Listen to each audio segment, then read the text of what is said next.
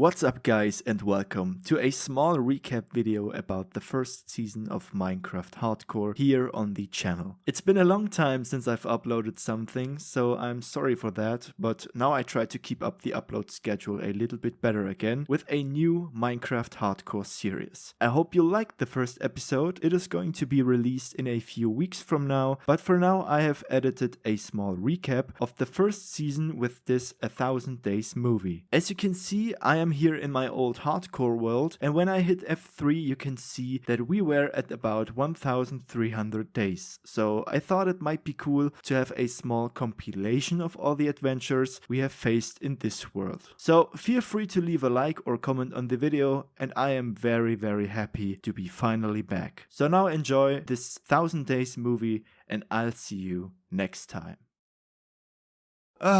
So there we are in a brand new hardcore world. I am very excited for this project, and as always we will get some wood. With this wood we are able to make a lot of progress because we can craft our first crafting table, and then we can create the first tools in our adventure, wooden tools. But we won't stick with those for long because I mined some cobble to get the next upgrade already to replace the wooden tools. Then I decided to collect some more cobblestone for future stuff to happen, for example a small furnace or more stone tools. The next thing I needed to do was to find a nice and cozy spot to put my base on, and therefore I took a quick look onto my map, where I also found some looting spots right ahead and a very sweet looking place at the north side of that lake you can see there. So I decided to get over there, and on the way I killed some sheep for a bed and some sugarcane for bookshelves. When I arrived at my new spot, I created a very Spartanic starter camp with only my crafting table and the furnace I crafted before I went around the lake again to collect some more of that sugarcane. I wanted to have as much sugarcane on stock as I could for the beginning, because it was one of my goals for this episode to get a level 30 enchanting table as soon as possible. So after collecting those, I decided that it was time to craft myself the first bed before I would get some wood chopping work done.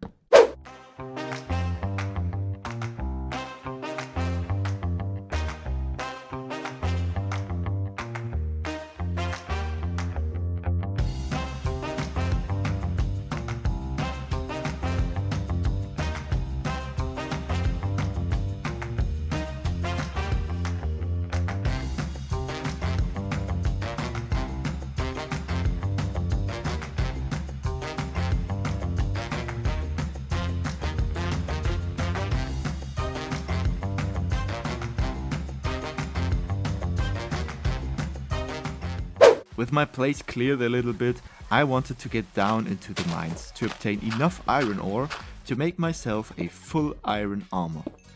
I was able to find a lot of useful stuff like coal and lapis, but also my first pieces of iron ore. I already found a lot of resources, but the deep slate slowed my process a lot, because I only got those silly old stone tools, and I guess that's also why I got a little bit sidetracked by looking onto my map again, where I found a small village in the west that I definitely wanted to visit. On my way I met some very friendly cows.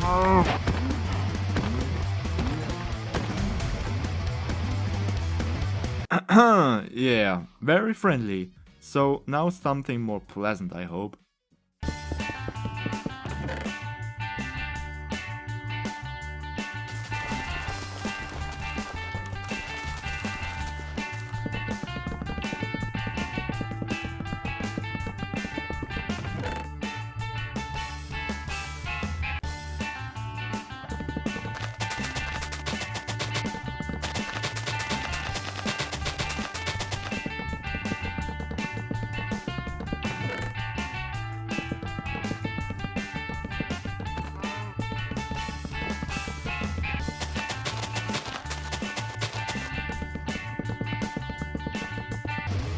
Wow, what a loot. But I guess you shouldn't ask the villagers what did it cost? Everything. Hey, I told you not to ask. So after this small misunderstanding, I planted all the crops I found, and then I went back to the mine where I got even more iron and also this great looking cave with a mine shaft already in it, and I couldn't believe my luck. So I lit up the cave and tried to collect as much resources as I possibly could.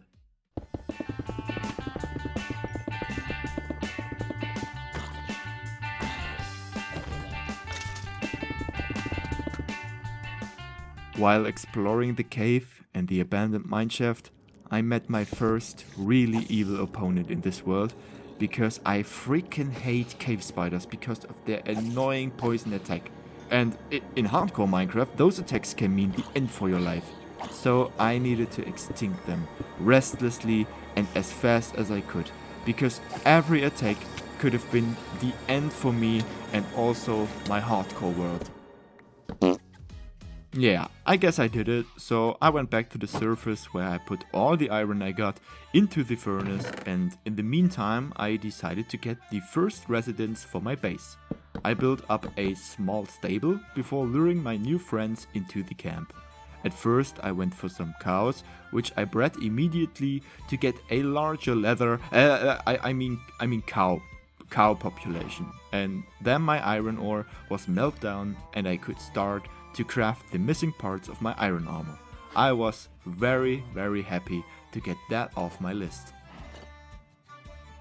With my new and completed iron armor, it was finally time to also upgrade all of my tools to iron before luring my second wave of friends to the camp. This time I went for sheep because I needed their wool for future projects. But it did not stop with sheep. There were 4 other cows that I had the pleasure of welcoming to my settlement. Of course, I also bred the sheep when I was home again, and then it was time to hunt for some diamonds.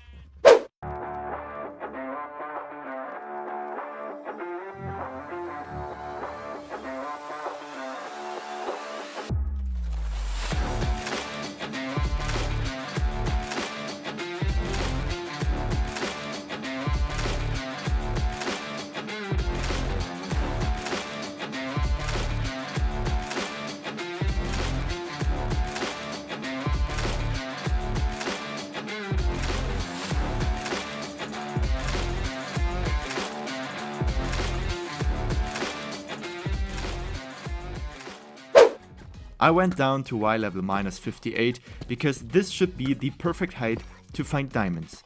It didn't took very long to find my first vein of diamonds, and there were perfectly fitting 5 pieces of diamond, which will be perfect to craft a diamond pickaxe and a enchanting table. I was very glad I found diamonds that fast, and so I could craft myself everything I needed to reach my next goals.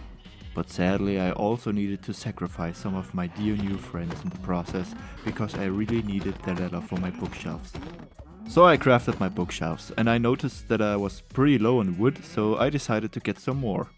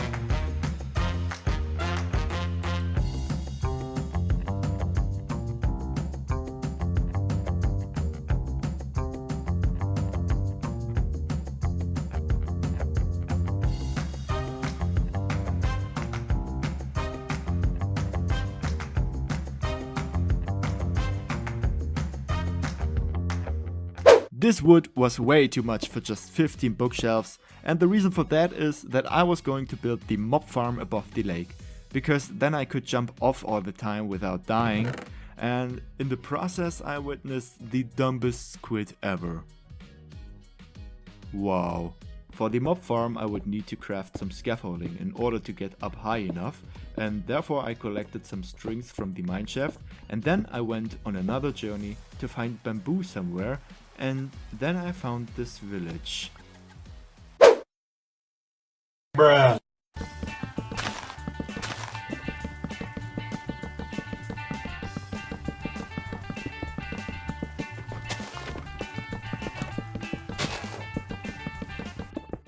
Ah, what a peaceful adventure. And as a reward, I managed to find a jungle biome with a bunch of bamboo for me to collect, which is perfect for the farm, but also for future building projects, because these scaffoldings are a huge quality of life improvement. I guess I got like 6 stacks of those, and with a full inventory, I finally sailed back towards home.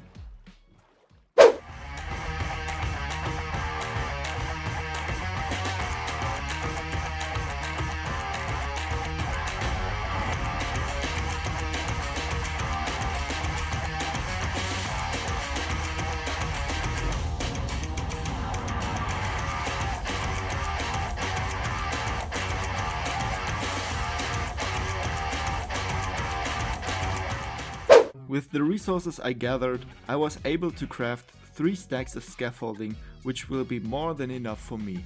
I built them all up and started to create the mob farm.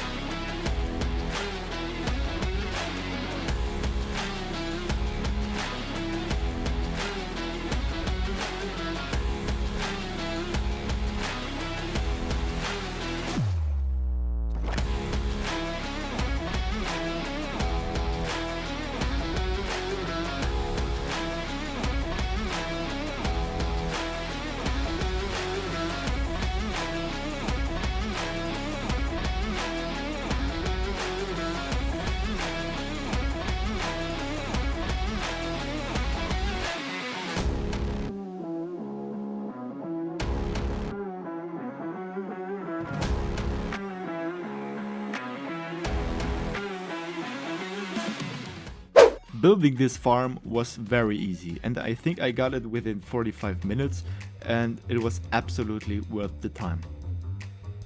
I spent my next hours to try to get some fortune onto my diamond pickaxe, but I absolutely lost it because it took way too long for my taste.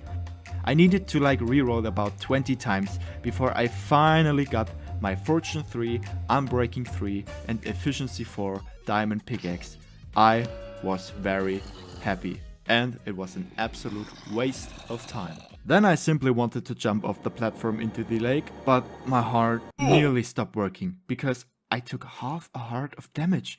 And I thought this was it with the series. I really don't know what happened there. But with my new OP pickaxe, it should be an easy way to find enough diamonds for a complete diamond gear. And it really was. I found so many diamonds and also collected some deep slate for building with later. It was an absolute dream. Finding diamonds never gets old, and after I collected a good half stack, I couldn't wait any longer and I crafted my full diamond armor, which ticks off one more goal of my list. Of course, I also upgraded my tools one more time, and this time it was the Shining Diamond upgrade. I also decided to put my loyal iron armor respectfully to rest before equipping my new diamond armor. I mean, just look at the beauty of those diamond gear. After that, I went back up to the mob farm to enchant all of my new stuff. And I can tell you, this took a lot of time. I guess I was slaying and enchanting for like 3 hours, I guess. But it was worth every single second. Trust me.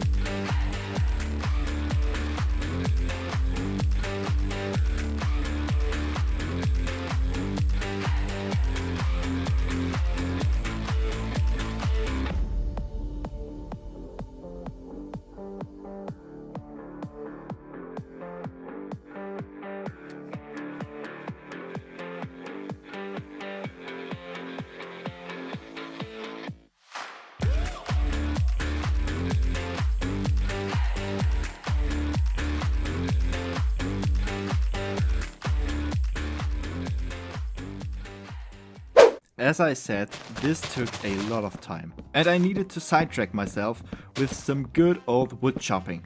I also needed this wood because this was the wood I would need to reach the final goal for today's episode, the starter house. So I chopped down every single tree that I could see to build my house. First I started with a small frame. I didn't want to build it that large, so I decided to go for a small oak log frame with a little terrace at front.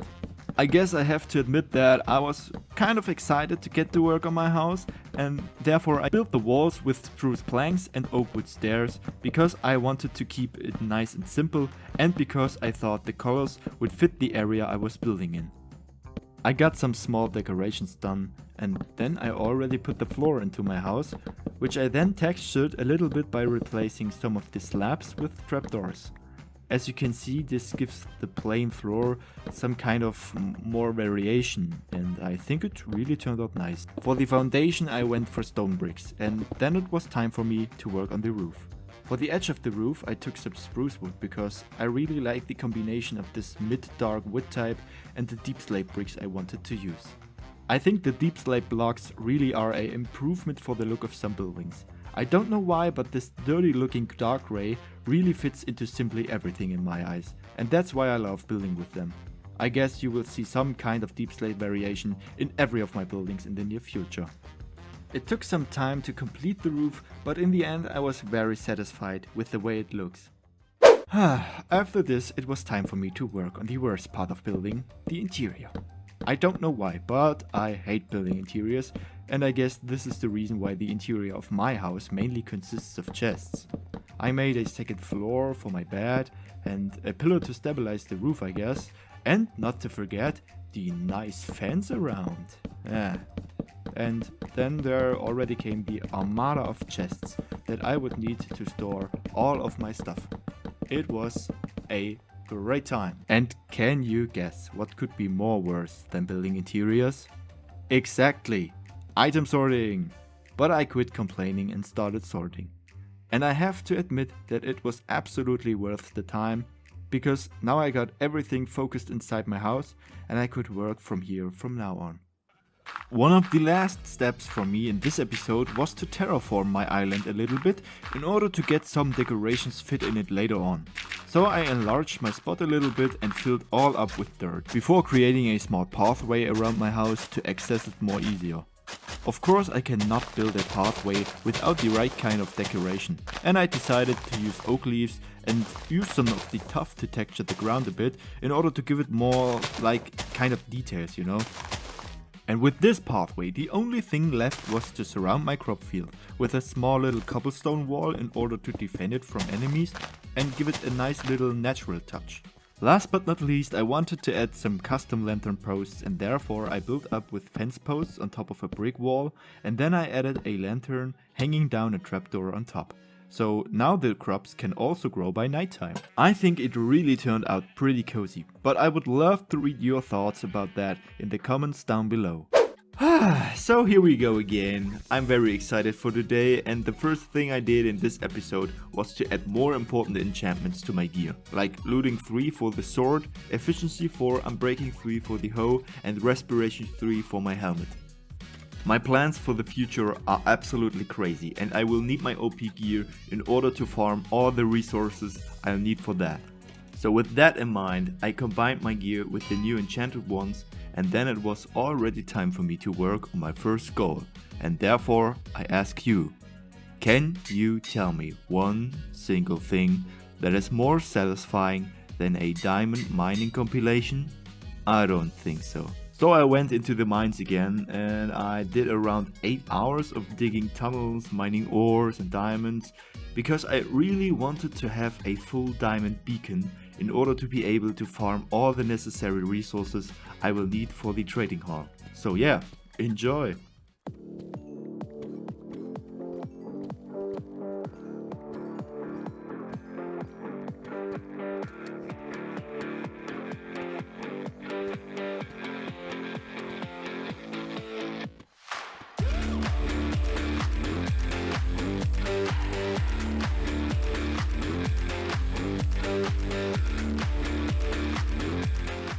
I mean, just look at the pure amount of diamond ore I found, and that's only one huge collection I made. I was really satisfied with the way it worked out, despite the 8 hours I lost on that, but in the end it was truly worth it.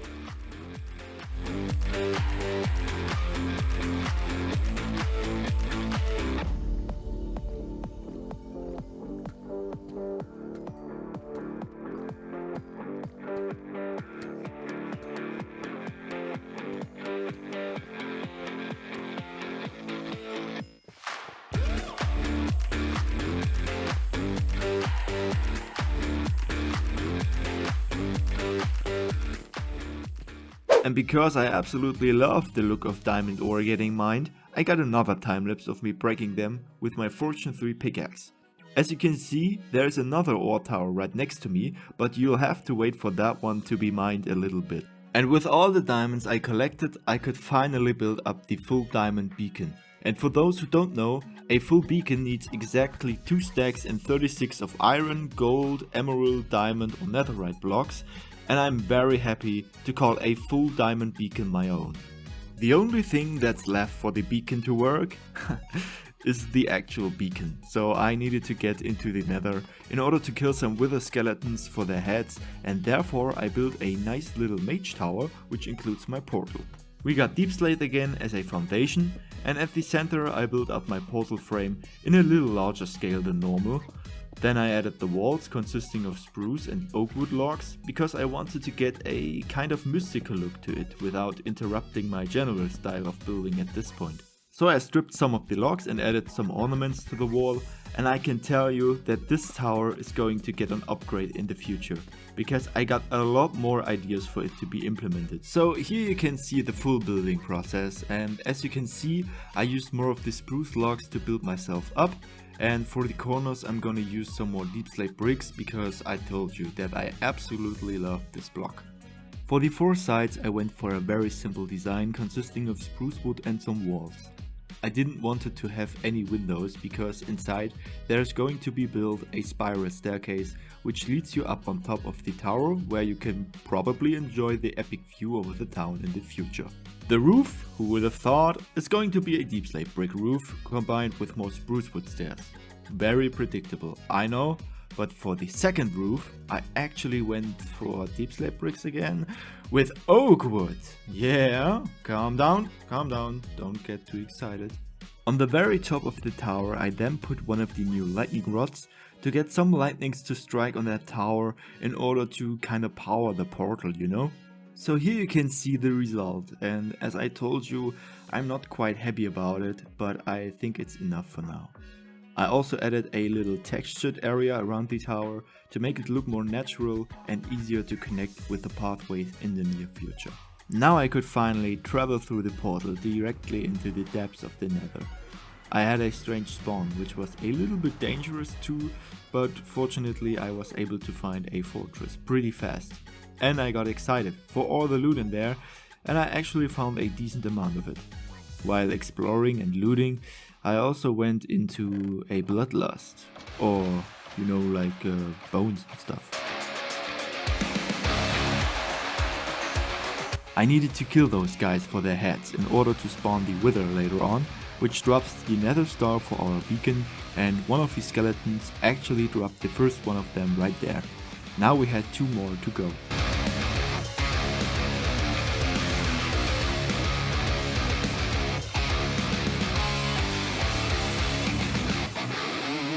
I interrupted my nether trip for a quick edition of my OP gear, because the blazes really turned me crazy. They were sniping me from all sides, and that's why I made myself a overpowered bow, so now I had the appropriate countermeasure.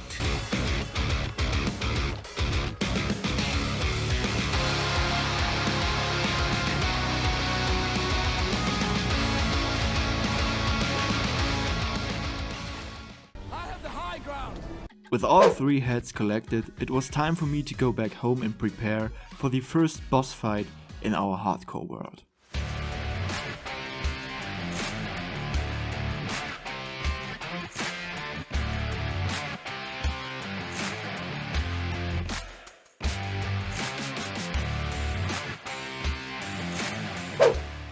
So I created the Wither in the underground to keep all my buildings safe, and I have to admit that the fight wasn't challenging at all. Due to the reason he was stuck in this tunnel, I had an easy game shooting at him at first and then hitting him with my powerful sword. In the end I struck him down and collected his star-shaped heart to finally craft my beacon. And that is also the last thing we had to do in order to activate the beacon. I went back up, took the materials necessary to craft one, and there we go.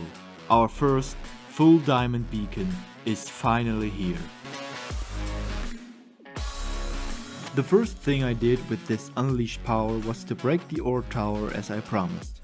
Most of the ores were deep slate ores, so it still took some time, but it was fine for me. I was happy about reaching the first main goal for today.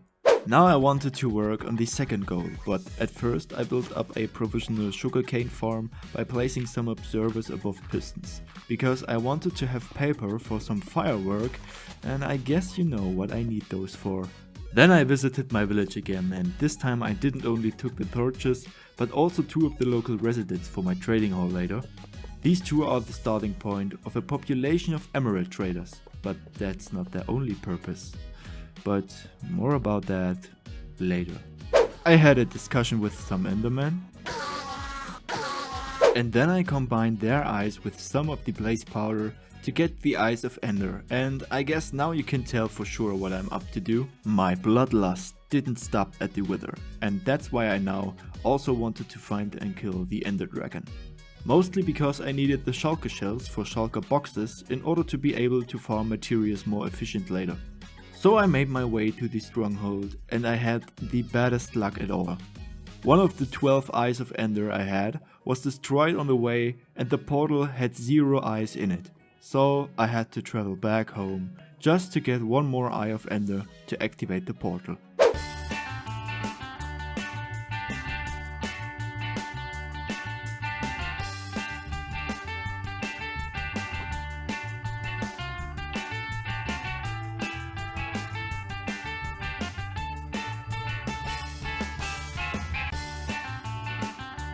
So here I was, and I could finally activate the end portal to the dragon.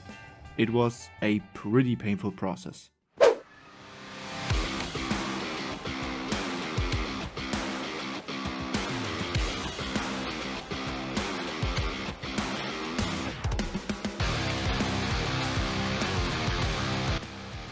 But not as painful as it would get for the dragon. I destroyed all of his life-spending crystals, and then I started to attack him directly. I heard his screams of pain, and I made him responsible for all my pain of the last 30 minutes.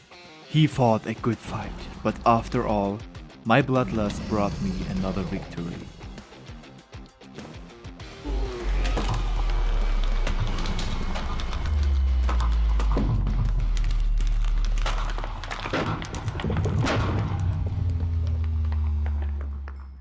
The bloodlust was finally calmed. I took the dragon's egg as a reward for the fight, and then I made my way into the end in order to search for some end cities to kill shulkers and find an elytra. It didn't took very long to find one, and I was very happy to find that much shulkers that I could kill. After some time of exploring and slaughtering, I could finally manage to get across a floating ship. I sniped the passengers, and then I started to make my way over to the ship by throwing a very risky ender pearl at the stern of the ship. I stole the dragon's head as a further trophy, and then I found what I came for. In the cargo hold of this floating ship, my first elytra was waiting for me. This means I can now fly wherever I want to go, and that makes farming resources a lot easier. But most of all, the shulker boxes make my life easier, because I can transport an enormous amount of materials at once, and now I don't have to go out every half hour to get new stuff. Farming is exactly what I plan to do, and I'm pretty excited to see how many resources I'll end up needing to build my dream trading hall. So I looked up a portal in the end that leads me back to my cozy overworld in order to start the materia gathering.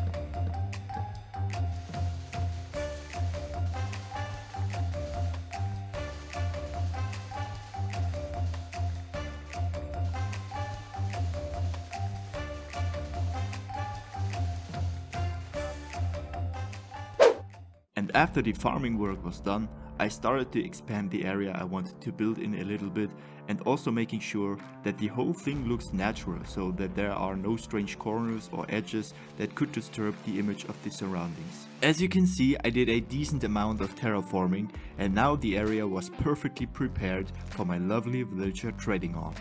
I had an exact plan on my mind how I wanted this to look, so I placed my ender chests and all my shulker boxes and began the building process. I think this took me about 12 hours in total to complete, and I can promise you guys that we are not done with the trading hall. There will be an update episode coming in the future where I will upgrade and connect all the buildings that I'm not quite satisfied with right now. In case of the trading hall, I was not unhappy about it, but I had so many ideas I wanted to add that I needed to stop at some point in order to continue later on. Oh no, I need to strip all of that. Oh, it's done. Whoopsie. I enjoyed the time building, and I hope you do too with watching the time lapses of me building. It was a lot of fun, and as you can see, I also managed to build the interior in a pretty simple way. There is not much space for a lot of decoration, but definitely enough chambers for villagers. I wanted to have a basic amount of every important profession in this hall so that I could trade for everything they got to offer.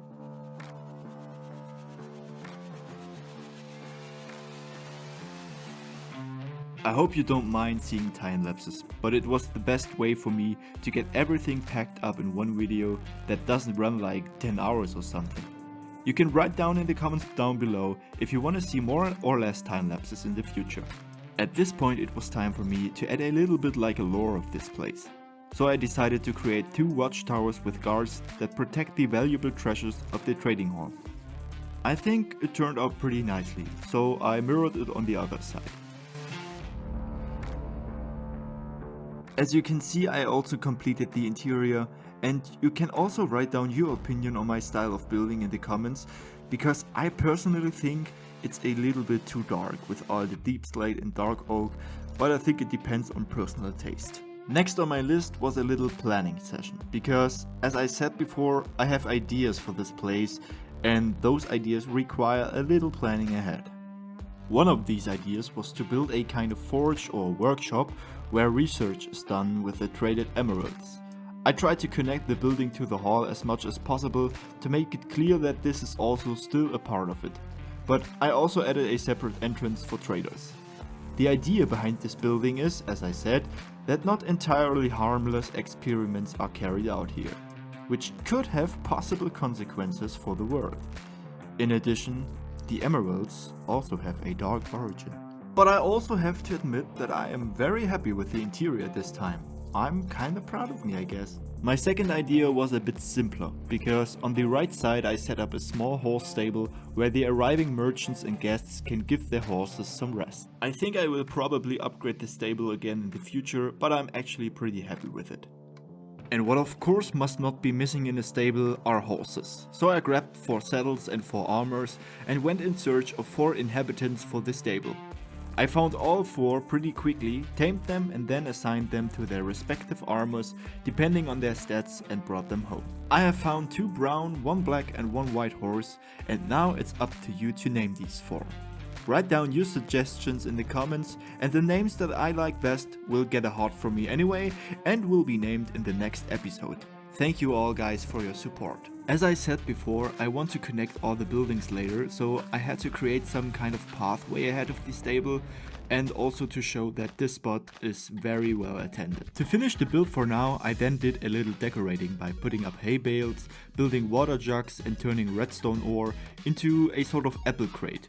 With that done, I could continue on the actual trading hall. But before we do that, I'm gonna need some blackstone from the nether in order to continue my work. And on this occasion, I also collected some ancient debris.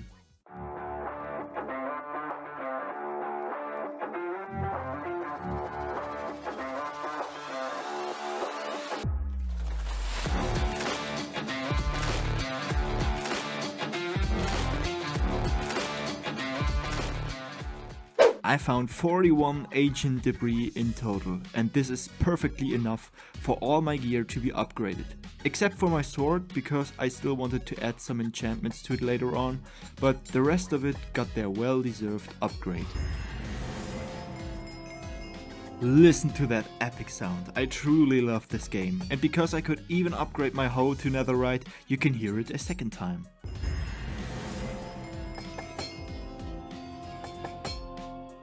Real satisfaction. Now I'm ready to continue working.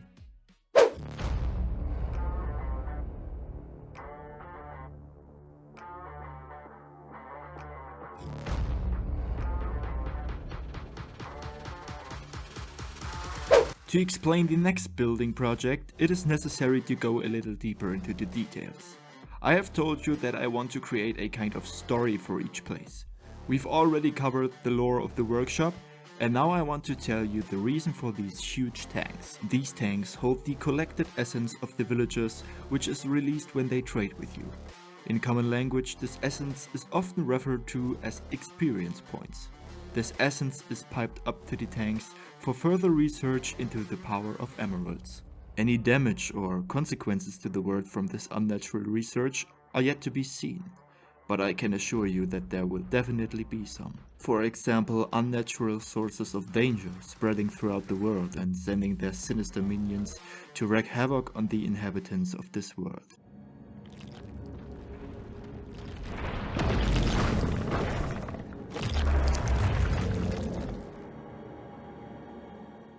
So much for that, but let's move on to another function of my trading hall, because as you can see, I've built a sort of pipe system here that collects all the experience points as you trade and feeds them into a sort of filter system that pumps them to the tanks. I built 2 of these, one on each side, and I think I did quite well on that. Next up, I just wanted to decorate a little bit by building a sort of backyard where goods are delivered, and then this happened.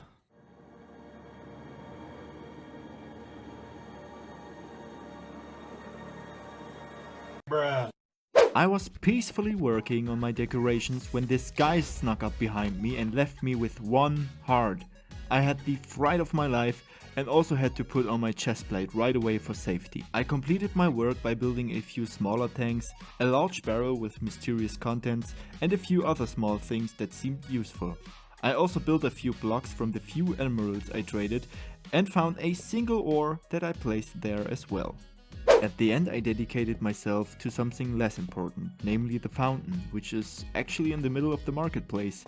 The marketplace will also be in one of the next episodes, but I wouldn't have made it this time. In case you haven't realized it yet, I again really liked working with Deep Slate, but as I said, I might upgrade the whole thing again in the future. Of course, I haven't forgotten the task from the last episode, because you were supposed to write me suggestions for the horse names in the comments, and for that I first grabbed some name tags and immortalized you with your suggestions in the series. On the one hand, we have Morbius, who has now been named after Maybe. Morbius is a true fighter and will surely live up to his name in the future. Thank you very much, Maybe, for your suggestion.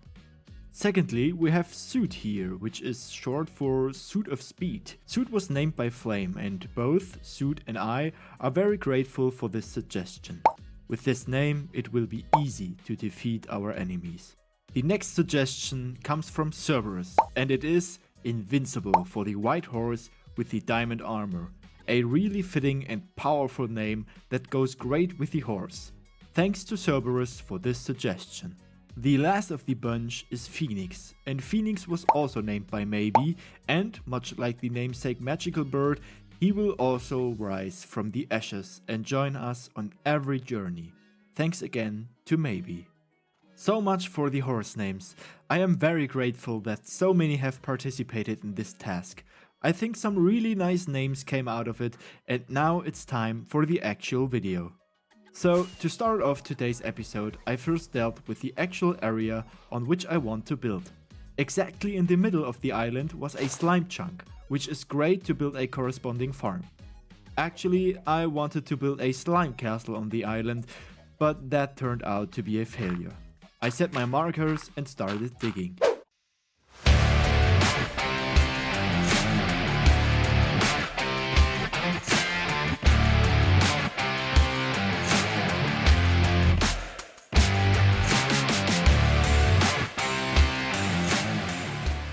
To complete the first farm, I then built a collection system for the items at the bottom of the farm and added a few iron golems to each layer.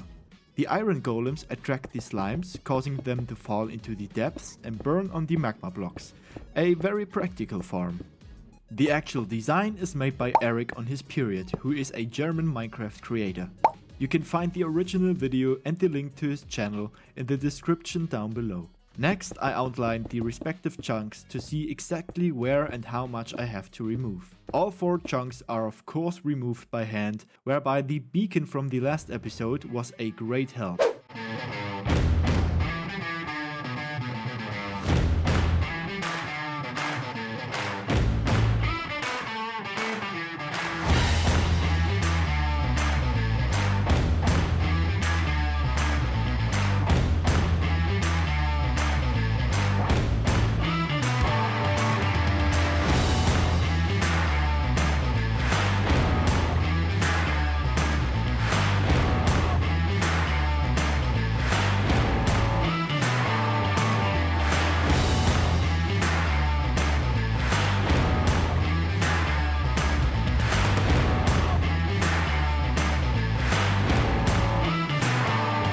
Halfway through the first chunk, I ran into a problem, and it was water.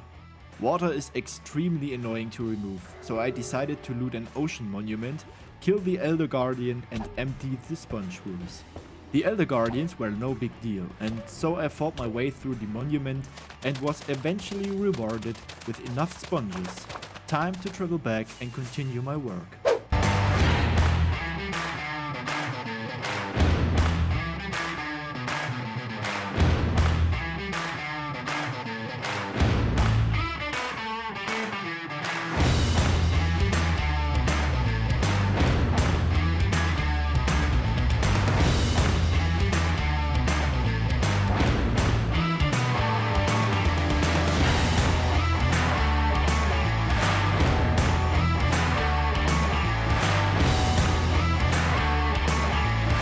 There we have it, the last stones of the first chunk I dug.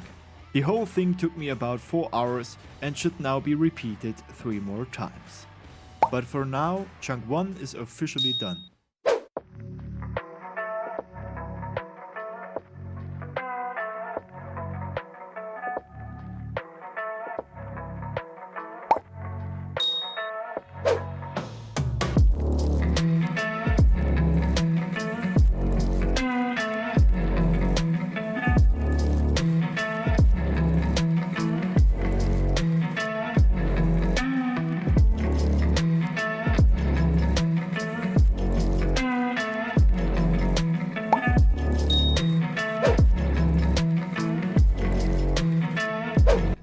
the last chunk I got the rarely stupid idea to use TNT.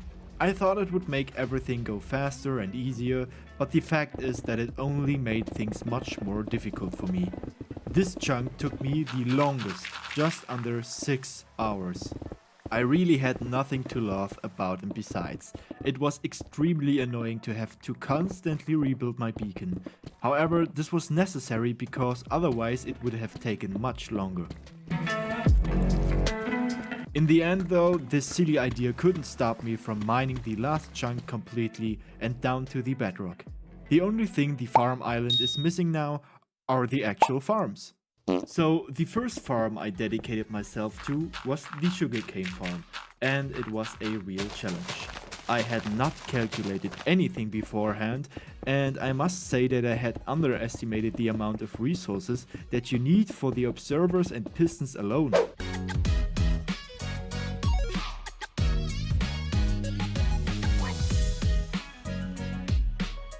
Nevertheless, I managed to build a few layers with the available resources, and the profit from this is already impressive. The farm is unfortunately not lossless, but such a farm would not have fit efficiently into one chunk.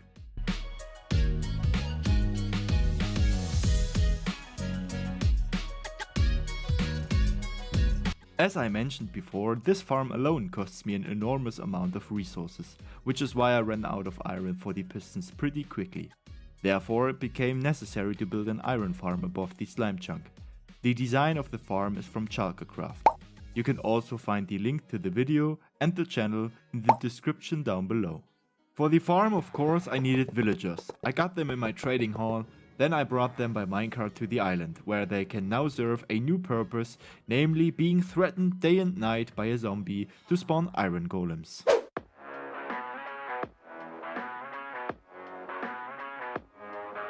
After I got the farm up and running, I dedicated myself to my second bottleneck, namely the redstone. For this I looked for a witch hut to build a redstone farm. I found the closest hut about 4,000 blocks from my spawn, so I'll set up a nether highway later. The build was pretty quick and easy, and the design is also from KevinMacLeod. So now I have not only a redstone farm, but also a farm for glowstone, glass bottles, spider eyes, sticks and sugar.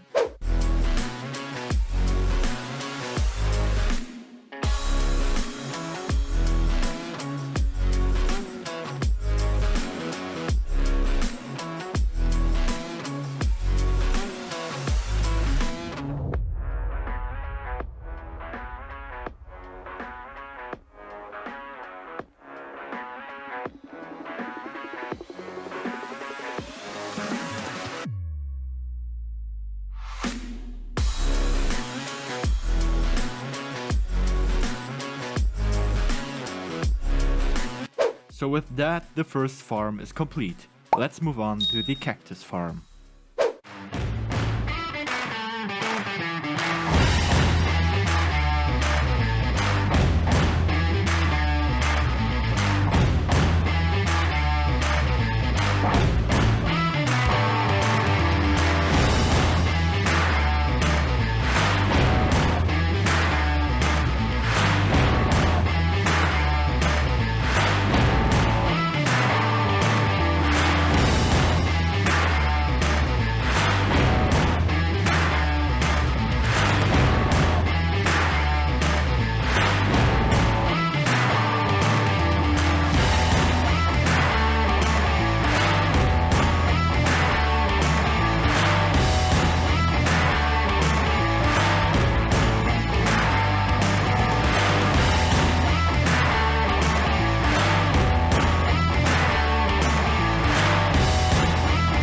The cactus farm was by far the cheapest of all, though I have to admit that it was the most annoying to build. I will end up merging the farm with the bamboo farm to create a bone meal and XP farm, which mainly justifies building the farm. So now the second farm is also complete. Next up, I briefly dedicated myself to designing the pumpkin and melon farm, but paused after a few layers because I ran out of resources again. Instead, I started designing the castle on the island. During the course of the video, I kept going back to the redstone farm. Partly I have waited 24 hours at a stretch at the farm and had simply switched on my PC overnight. The whole thing takes quite a long time, of course, and while I was waiting for the iron, I then started to build on the castle. I started with the entrance to also test the idea with the slime castle, and the base is once again deep slate and spruce wood. I actually wanted to create a slow transition from normal blocks to blue concrete powder, blue terracotta, and then to slime. The idea looked pretty good in my head, but as you can see, that idea pretty much fell apart. So it all has to go again.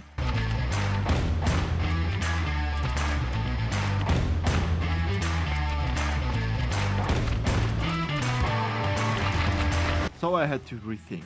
I just wanted to follow through with the original design of the base, and that's how I built the walls of the castle.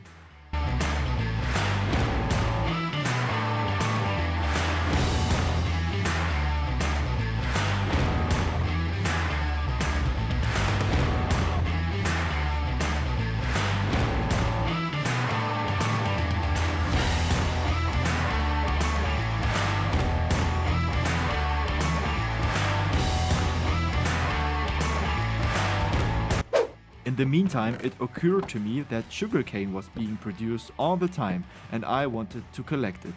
So I built a collection system to transport all the items to the top and store them there in chests. Brief explanation. The farmed sugarcane is collected in a chest at the bottom, which is connected to a hopper. This hopper leads into a dropper, which is powered by 2 observers, causing it to constantly output items. These items then go into a water flow that leads to a water elevator that takes the items up and into hoppers and chests again. As long as you are on the island, the chunk is loaded and the system works without problems. The whole system will be used later in the other farms too. As you can see, the system works quite well and brings all the items to the surface. Now I could continue the work on the wall.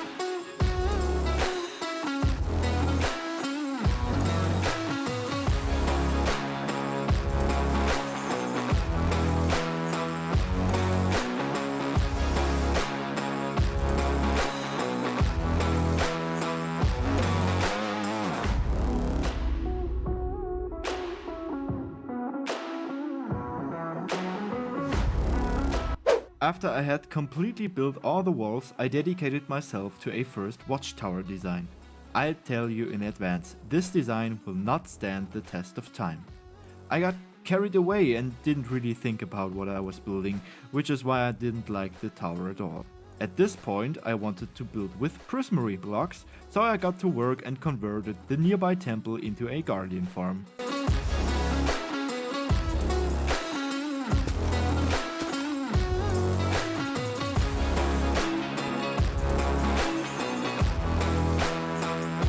The design was once again done by Eric on his period, and with this we already have the next farm complete. Now the tower has to go again. It was replaced by a somewhat simpler design, which I also like much better. What do you think? Feel free to write your opinion in the comments. I repeated the design on all corners before moving on to the next project. Next up, I made sure that the whole castle would fit naturally into the area. To do this, I built a kind of foundation of rocks on which the castle will be built.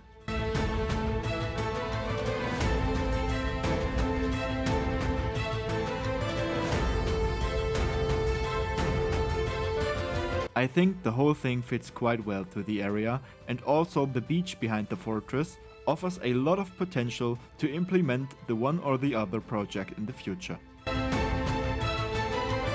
Here is another little failure for one of the towers above the collection systems, but here is the actual attempt. I went with a different color palette this time.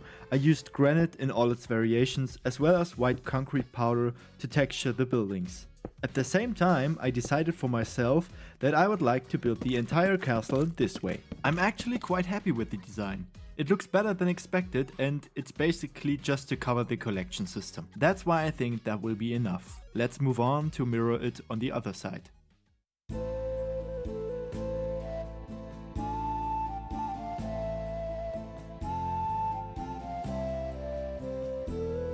The next building was again a bit more complicated. It was about covering the iron farm.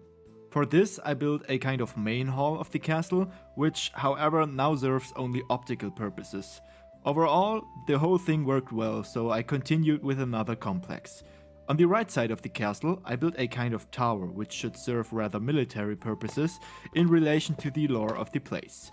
Therefore, the tower has a rather sparse decoration. However, I thought of a second use for the tower, because in the course of recording, I didn't realize that we had already reached day 500 of the hardcore world. So I erected a monument at the tower to document our progress in the world. From now on, this is the Tower of the 500.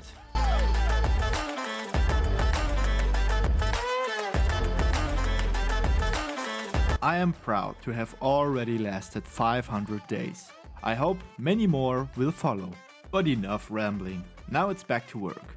I have devoted myself next to the building behind the main hall, which should eventually serve the purpose of a chapel. I also connected another building, which will later be part of the gardens and also leads down to the farms. Again, I tried to use a different block palette than before. The mix of clean stone and andesite looks good in combination with spruce wood and the prismarine blocks. But of course, I couldn't resist using deep slate again. Shame on me. After I also took care of the backside, I continued with the keep of the castle. This keep protects the nobles in case of attack or in times of crisis. It holds enough space for all the inhabitants of the castle and is built of solid stone. After that, I devoted myself to the interior. As you know, this is not my specialty, which is why I completed the interior, but did not equip it with furniture or decorations. If you have any ideas on how and what I can decorate the interior with, feel free to post it in the comments. I look forward to reading your suggestions. And here you can see the result. I also reworked the tower by adding a simple window design, and all that's left to do now is to create the garden of the castle.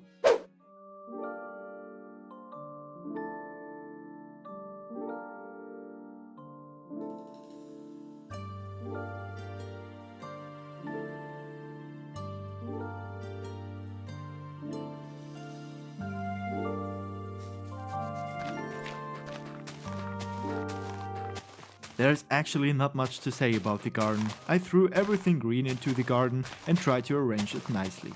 After that, I took care of a path through the garden that leads to the building I mentioned earlier. This building serves as a kind of research lab for unknown plants, where the mage of the castle deals with all unknown plants that slowly appear in the world. That would complete the castle on the surface, and the time it took me to do it gave me the resources I needed to do the rest of the farms.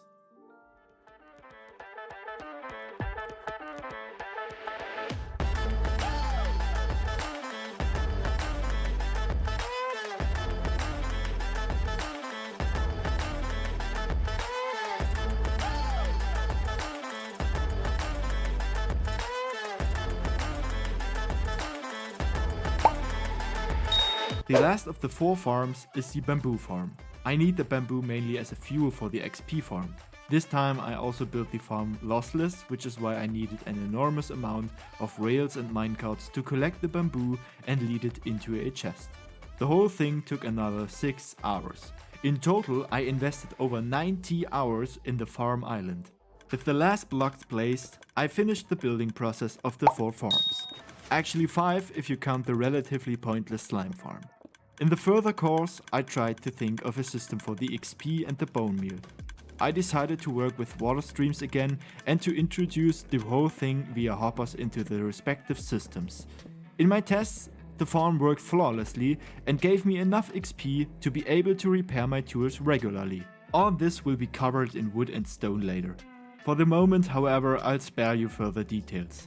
It was only important to me that the items lead unhindered from the respective chests into the ovens and composters. This was again regulated by droppers and observers. My original plan was to produce enough bone meal with the farms to supply a wood farm, but since I've already put in 90 hours, the conversion will follow in an upcoming episode. And that would complete the entire farm island. It was both nerve-wracking and a lot of fun. The 4 farms will supply me for the rest of my life and will hopefully produce enough bone meal for a huge wood farm in the future. Wasn't that a fulfilling episode? The only thing left for me to do is to bring some winter magic into our beautiful little hardcore world. And here we go, winter is here, finally. Look at the wonderful snow, everything is decorated, and I think you know what I'm going to do. I'm flying to our newly built castle, and now I start to build a Christmas tree. This tree is just for you, because your support since my first video is incredible. Over 50 people have decided to subscribe to my channel, and this tree will act as a thank you. Of course, we cannot miss to decorate the tree and to put a kind of star on top. I didn't really know what to go with, so I ended up choosing a gold block to top the tree. Look at that. What do you think about my Christmas tree? And that's it for today, guys. I am so glad I got this episode done in time, and now I am also very proud to present my first Christmas episode. I hope you enjoyed today's episode. If so, please leave a like and a comment, and if you don't want to miss any more episodes in the future, please consider subscribing to the channel. There are some projects planned for the next year, and the next episode is already in the starting blocks, but this you will get to see only in the new year. I wish you only the best for the next year, celebrate and have a good time. Thanks for all your support, and now have fun with some beauty shots at the end, and I'll see you next time.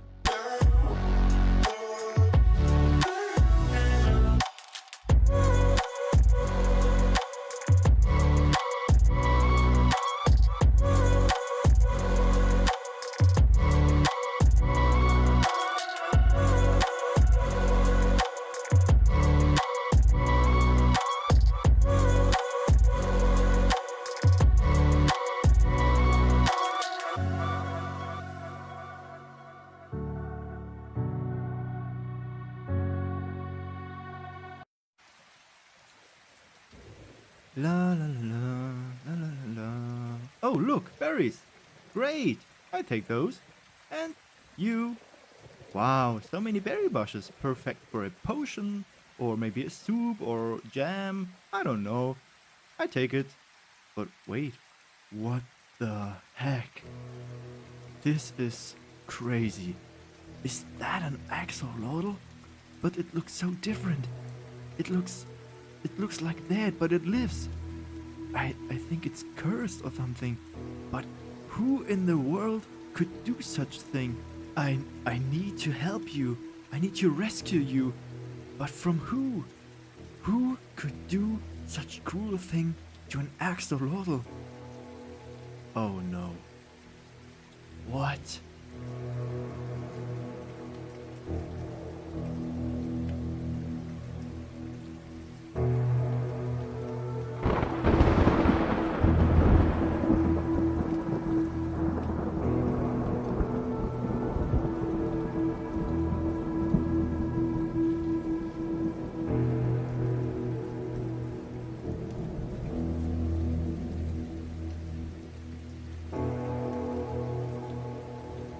It has begun. So the first thing I had to do was to craft a huge amount of shulker boxes, because we will definitely need them to transport all the resources we need. It was a struggle to fit all the boxes into the ender chest somehow. I just have way too many items, and it's about time to start looking for a storage. But I guess that will have to wait. The axolotls need my help.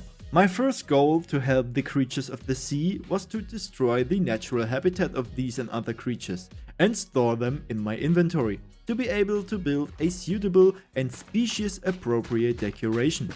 Typical human, isn't it?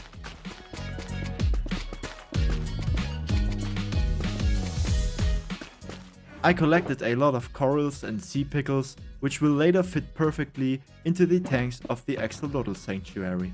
Next I needed sand, because the tanks I just mentioned are made of glass so you can watch the little critters swim and play.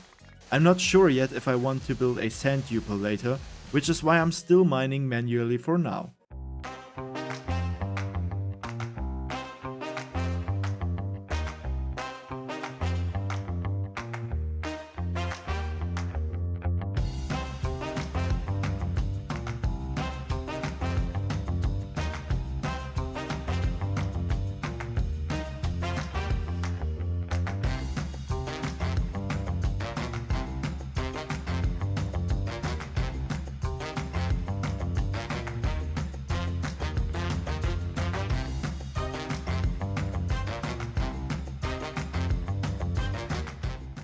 That should be enough for now, so now quickly back home. I first placed all the full boxes in the marketplace so I wouldn't have to carry them around. It also makes it much easier to keep track of items and craft more later. Then I set off again because the next thing I need is a lot of terracotta. Fortunately I had my beacon with me, which made terracotta farming much more pleasant and faster.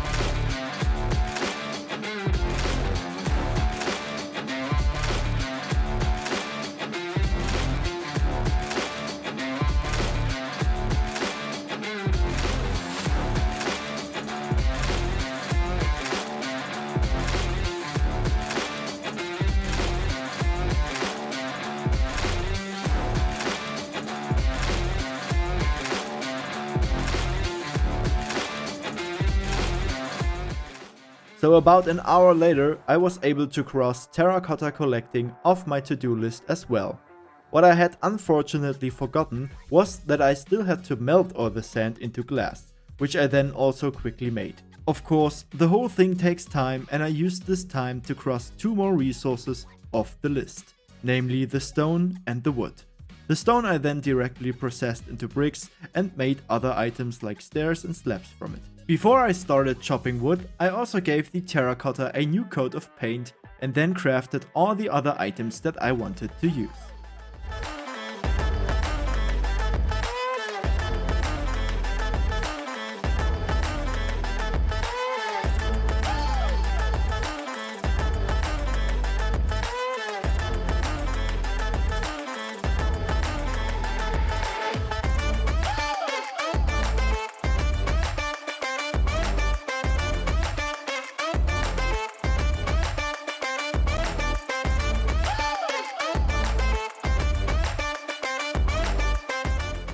As you can see, I really farmed a huge amount of wood, which then also had to be converted into new items, which cost me another whopping 2 hours. Next and also last on the list was mud. So for the third time in this episode, I set out to find a biome. The swamp biome was a bit of a challenge for my PC, which is why I had to turn off the shader here. The farming in the swamp was so annoying that I decided to build a mud farm. With this, it is much easier to farm mud. The farm design this time comes from Ilmango, and the link to the video and to his channel can be found in the description down below.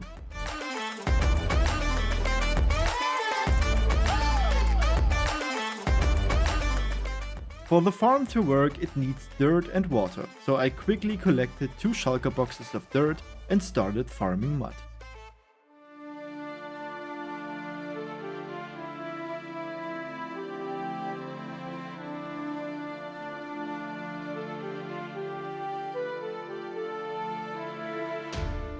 Of course, these mud blocks must first be turned into mud bricks, and for that you need one thing above all: wheat. Wheat is essential for mud bricks, and I only had a limited amount of wheat. So now I set out on my 4th journey to look for villages that I could steal the hay bales from. Fortunately, I found a lot of villages to loot near my base, so the hay bales could be collected quickly. However, I discovered a rather special village, an abandoned zombie village. I googled it and found out that these villages seem to be quite rare. An abandoned village, also known as zombie village, is the abandoned variant of the village that has zombie villager inhabitants in place of normal villagers and rundown buildings where some blocks are replaced by cobweb and vines. A regular village in Minecraft Java has a 2% chance to spawn as a zombie village. Pretty lucky, huh? I think I already have the right idea for this place. Maybe a pirate village. We will see. The next step was terraforming again. I had to prepare the building site for our sanctuary to have enough space to build.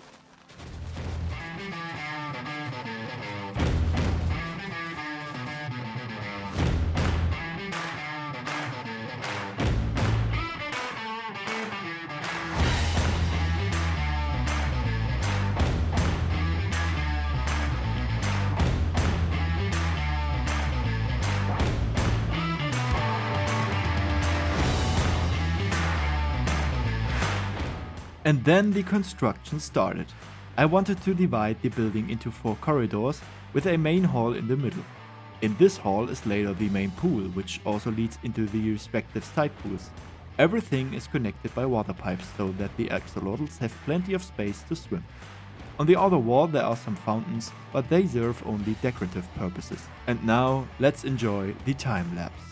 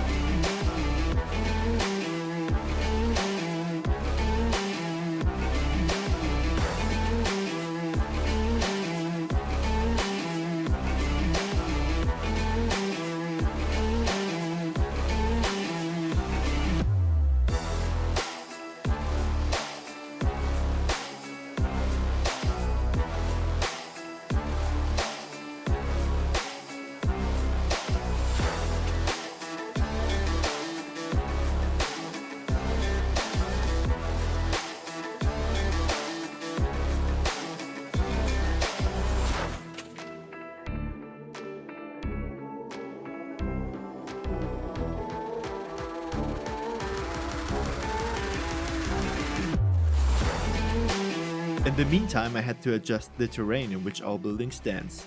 To ensure smooth access, I decided to artificially expand the river course with an additional river branch.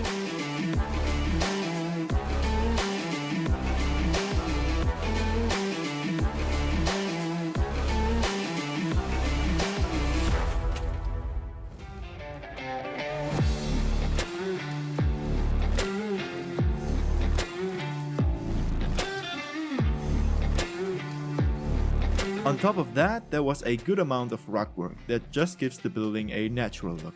It would be terrible if our new home for axolotls visually marred the landscape. That's why I put as much effort as I could into making it look as natural as possible.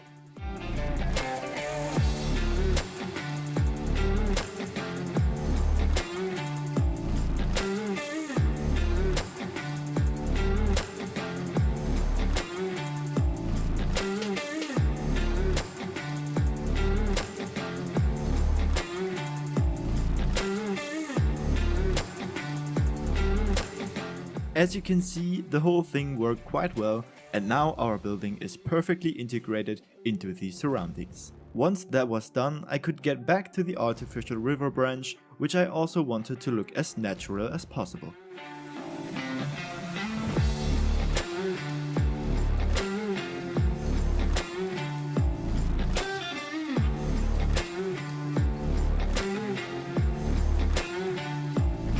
Of course, an artificial river must not lack paths and bridges, which is why I have already ventured here to a first variant. In the future, certainly one or the other bridge in the one or the other different style is added. Next, I tried to cut an entrance into the rock, which will be the cornerstone for the entrance of the axolotls. At this point, another small river will later lead inside, where the axolotls can first receive medical care and then be relocated to the water tank. What no good building should be without are of course the decorations. Especially along the rocks I have made a lot of effort with stone stairs and slabs, as well as leaves and sugarcane to give the whole thing a pleasant look. But now back to our axolotl entrance. First of all, a lot of dirt and stone had to be removed before I could pull the tank down from the main hall above, so that everything is connected so that as few barriers as possible are put in the way of the axolotls.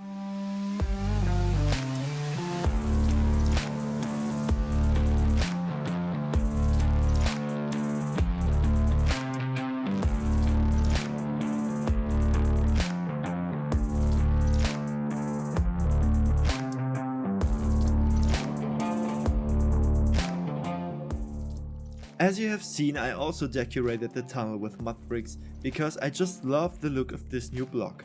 What do you think of the new blocks? Feel free to write me your opinion in the comments and maybe tell me which block in general is your absolute favorite block to build with. After all the hard work was done, I turned my attention to the tank decoration.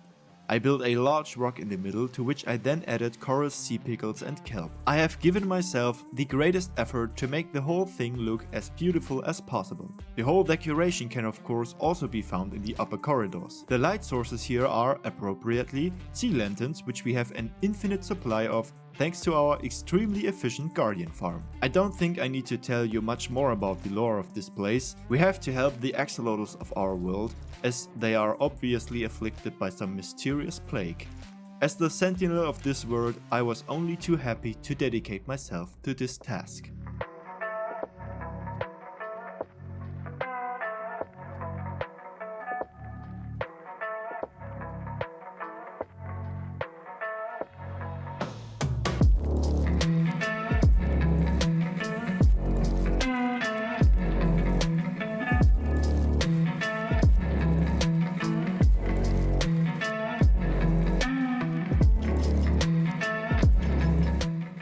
After that, I made up my mind about the wall design and I decided to keep the whole thing rather simple and plain, which is why I have equipped the room only with mud bricks, terracotta and of course sea lanterns. In this way, nevertheless, a quite cozy room has emerged. And here you have the result. I decided to add a few sugarcanes after all. This way we stay simple but still get some color in it. I hope you like it. One of the last things I wanted to do was to set a sign of solidarity for the axolotls in our world, by honoring them with giant statues on the roof of our sanctuary, which will also be a beacon for all frightened creatures looking for help.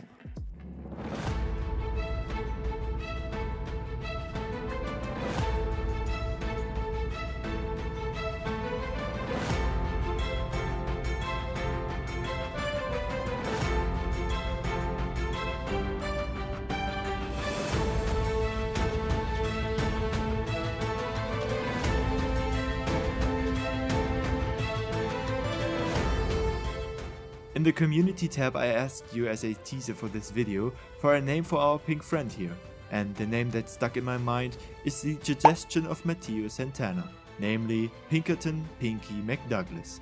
I think this is a great name, and of course the other colleagues should not go empty-handed, so feel free to write your suggestions for the others in the comments. To provide an even more pleasant home for these stray axolotls, I then went in search of relatives and friends of theirs. I looked for azalea trees which marked the location of lush caves. There I found some lively and peaceful specimens which came along very willingly. On that occasion I also caught some tropical fish, because if you don't already know, they are the only food axolotls are satisfied with. Everything else is simply killed by them. I think in total I was able to find 5 axolotls and explore some really nice caves. I really have to say that these new caves do the game a lot of good. And I think in the future, one or the other project around these caves will be realized.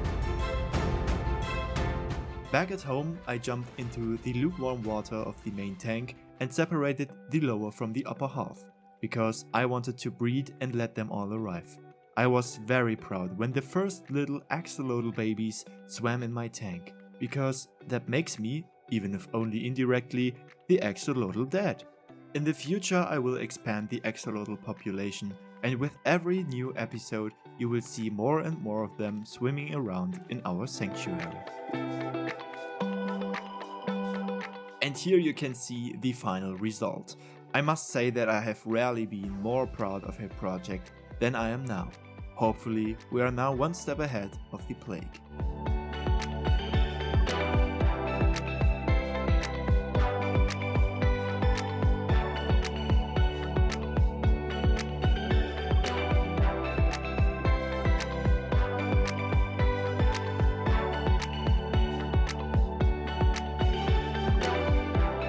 But that's not all. The whole project has cost me one thing above all else: time. A lot of time in which I have mined sand, farmed terracotta and chopped wood. And that's why I'm done with chopping wood from now on. I decided to build a fully automated wood farm in combination with a bone meal farm to never again have to farm wood long and inefficiently. Surprisingly, I also had everything in my boxes that I need for this, except for the honey blocks, which is why a bee farm must now be built first.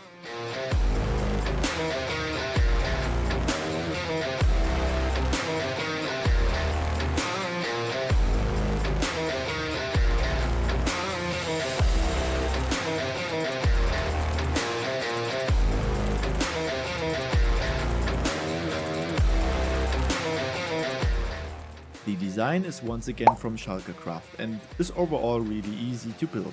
I just had to help myself to Mother Nature's counter again by stealing bees' nests.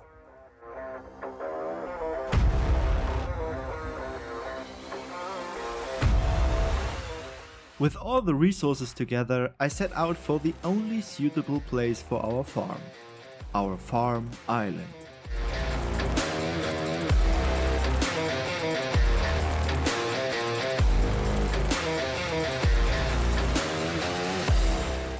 One more beacon setup later, the work could start.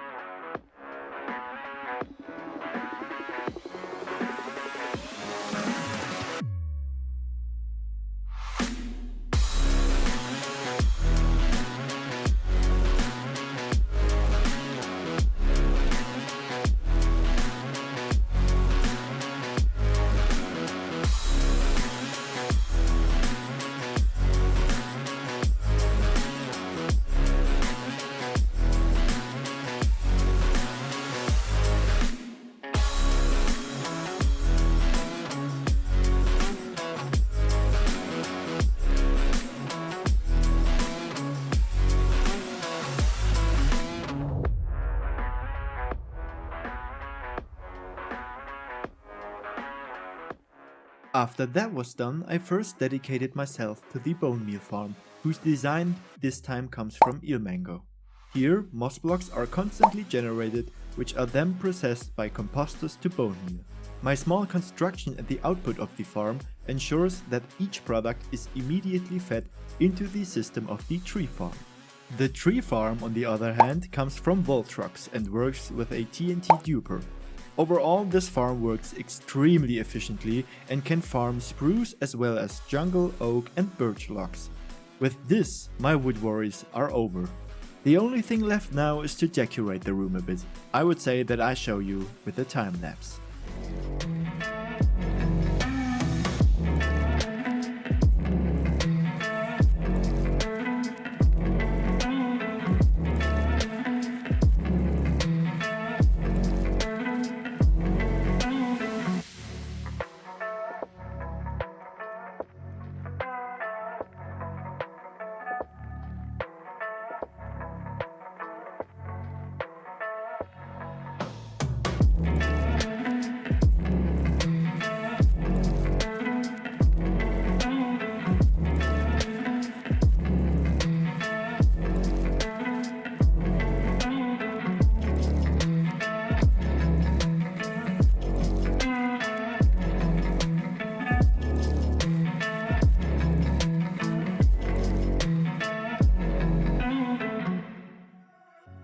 And here we go, that should be it for today guys. I must say these two projects have been a lot of fun and I think it's great that we have contributed to the safety and survival of the creatures in our world, and that we have eliminated our wood bottlenecks forever. Sooner or later, you'll find out what this strange plague is all about, but for now, thanks for watching and for all the support. I can hardly believe how fast we grow together and what great people I meet in the comments. If you guys want to grant me another wish, just keep it up.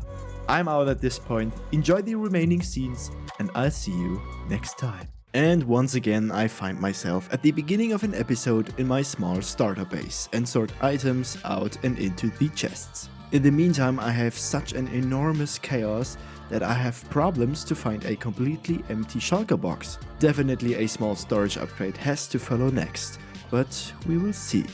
For now I have to take care of it manually. My plan was to get some gravel at this point, because I need gravel to make concrete together with sand and dye. So I quickly repaired my tools, especially my shovel, and then I was on my way again. I was looking for a windswept gravelly hills biome, because together with the elytra that was the easiest way for me to get a lot of gravel quickly. Don't be surprised, my internet was down at the time of the recording, which is why my skin strangely didn't load, but that does not matter. The important thing is that I could find enough gravel.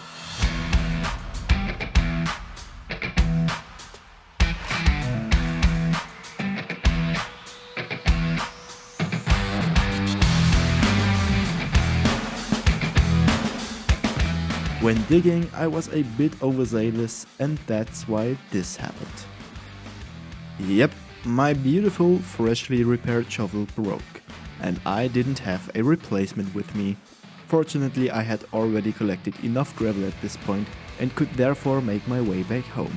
Back at the base, I immediately set to work crafting a new shovel. In the midst of my mess, I found 2 diamond shovels that I was able to put together. To get efficiency 5, I then enchanted a 3rd shovel, because we don't do things by halves here. After forging the 3 shovels into one, I grabbed one of my netherite ingots and made myself a brand new shovel, and this time with an additional silk touch. After I then briefly made sure that there is enough wood, I collected different dyes together, because today's project will be very colorful, so we need different colors. For one of the last dyes I still needed cocoa beans, which I also quickly got from one of the nearby jungle biomes. Of course including jungle wood, in order to be able to multiply the cocoa beans. Afterwards it went on with the large search for sheep. I needed quite a lot of wool for the project, and up to this point I did not have my own large population of sheep, so we have to go on a journey.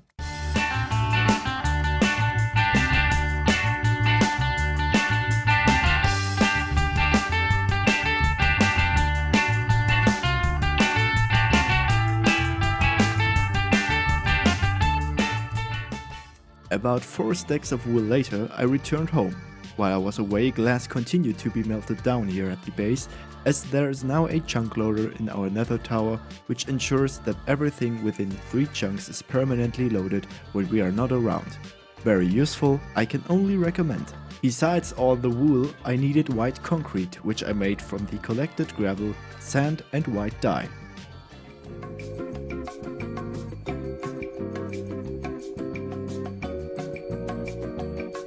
With all the materials collected, and after a good nap in our cozy home, we headed to the site where our project will be built.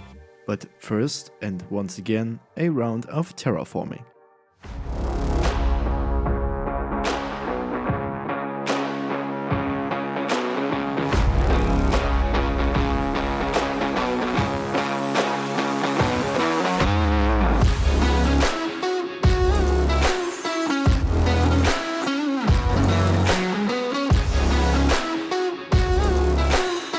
My plan for today's project was to build a structure that consists of 2 modules. On the one hand, we would have the left part, which will later house a kind of entrance hall with small stores, in which, so to speak, the donor of the resource should be paid homage. In the right part, there is a small motel where travelers can rest in our budding village. Also, the arriving merchants who want to go to the trading hall can spend the night here. With the banners that are placed, we complete the first part of the construction, or almost, because of course here again a single banner was missing. So quickly back, and after I almost broke my neck at my own front door, I then actually managed to place the last banner, which would complete the sheep motel. What do you guys think? Isn't that a cute building? The next task on my list is the expansion of our village. I would like to try from now on to steadily implement more buildings and more projects within the village, which serve more cosmetic purposes. For this we need first of all a few paths, because with that I can better orientate myself how much space is left to build and where what kind of building fits. As I said, the first part of today's project is already finished. However, we are only now getting to the real core of the whole thing, because in the basement of the left complex comes a wool farm with all the wool colors that the game has to offer, and therefore here follows the preparation work for it.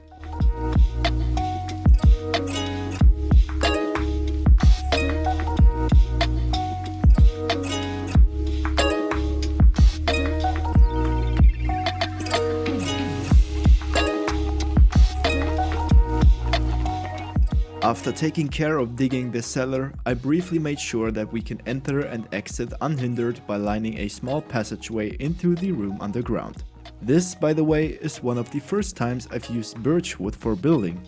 Maybe more will follow in the future. Of course, the cellar must not remain so empty, so I marked the individual chambers with the appropriate colors and added around the necessary constructions which are needed to farm wool.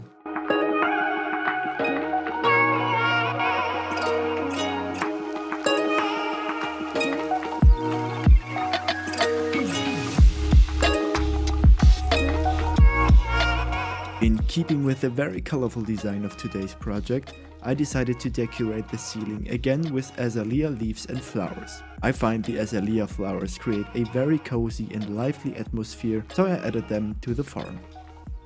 And with that, the basement of the sheep motel would also be finished. That's it for today, isn't it? No, definitely not. Because now the cellar of the cellar is to follow, in which the whole technology will be. For this I need 16 hopper minecarts to collect the shorn wool and transport it to the collection system. As mentioned at the beginning, we still need our new line of defense against evil. On the maintenance level of our wool farm, 16 beacons are now built, which should equip us with additional skills and powers. To be able to craft them, we need a certain item, and I guess you know which item I mean. These items are wither skeleton skulls. To get them, I want to build a wither skeleton farm in the nether, and for that we need a fortress located in a soul sand valley. Fortunately, I have my good old world map on which I could look very far ahead to see if there is a fortress somewhere which is suitable for our purposes. I compressed the whole thing a bit at this point, but overall the time it took me to search was pretty short. About half an hour, then I had arrived. That was my luck, because I was really afraid of the Nether expedition. That's also the reason why I built a portal to the overworld right upon arrival, which was kindly ignited for me by a blaze. To minimize the danger, I decided to build a nether highway above the nether ceiling. And for this I needed a lot of ice, because the fortress in the nether is about 4,000 blocks away from our first portal.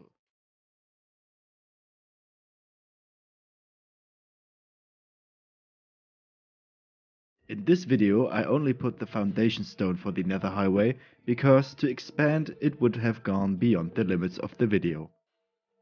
And of course I had not collected enough ice, so I had to go back in the middle of the work to get more. In addition, I also spawn-proofed the nether highway with buttons. On ghasts that shoot at me and break everything, I had no desire.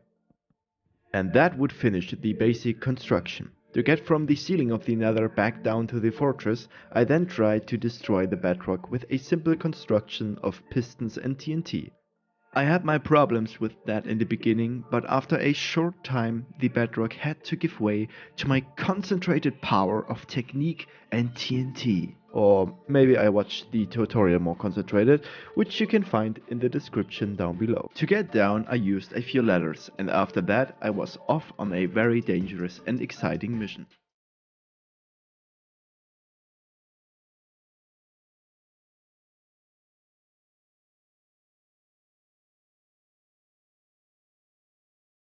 Because what I had to do first was to place a button on every single block on which something could spawn, to secure the fortress for the farm.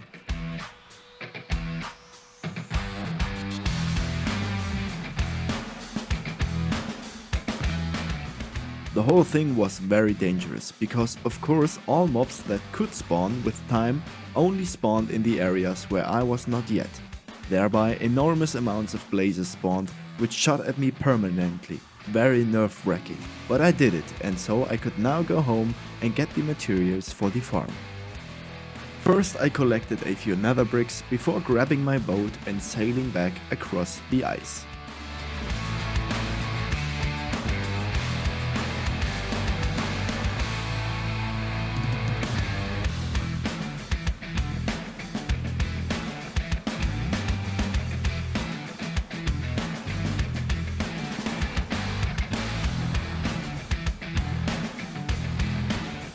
And again, back to the nether.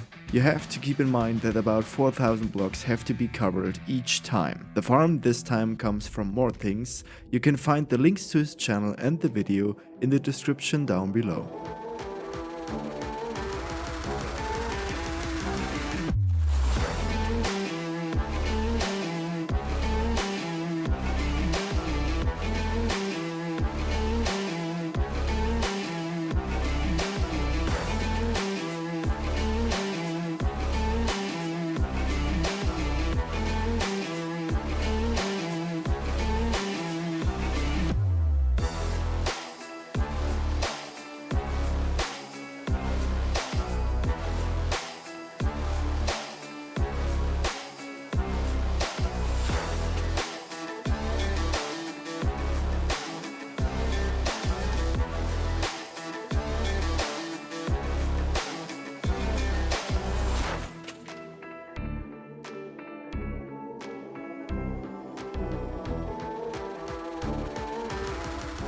And here we go, the farm is ready, and after a short test whether the farm works, I packed my things again and went home one more time. This time I wanted to forge a brand new sword to be able to give the wither skeletons a good run for their money. I decided on a Smite 5 sword together with Looting 3 and Sweeping Edge, because wither skeletons belong to the creature class of the undead and are therefore especially sensitive to smite.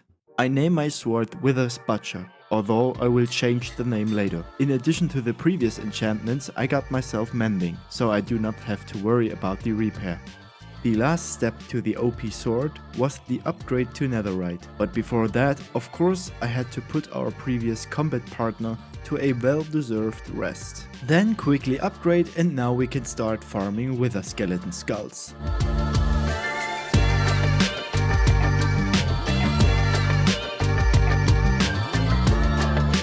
All in all, I spent more than 2 hours at the farm. During this time I made myself something to eat, and what I noticed while editing this video is that I had forgotten to close the room so that at any time monsters could have come in and killed me. I wasn't in my gaming room, something could have happened otherwise, and this scene proves it.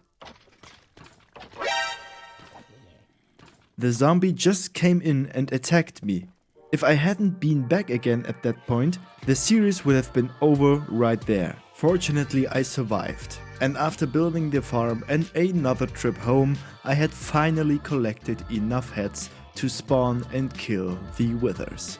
And where is the easiest and fastest place to kill 16 withers?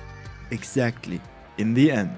So I went to the end, because I need the bedrock portal in the middle of the island for it. There I dug a small cave to be able to set up the necessary construction.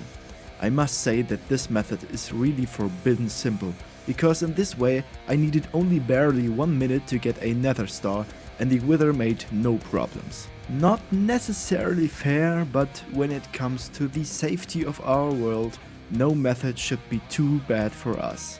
Besides, we are still talking about the wither, one of the biggest villains in our world. That should be okay, I guess.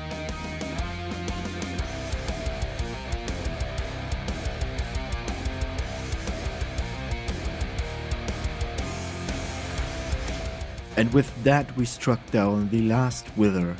With this we have collected 16 nether stars for 16 beacons, which we could of course craft directly afterwards. With this, nothing should stand in the way of protecting our settlement. At this point I have decided to rename my swords so that the names correspond to their respective tasks. Now I own the Smite 5 Wither Skeleton killer weapon on the one hand and the Withers Butcher on the other hand, which has given the Withers the juice. And for now it is time to rest, old fellow.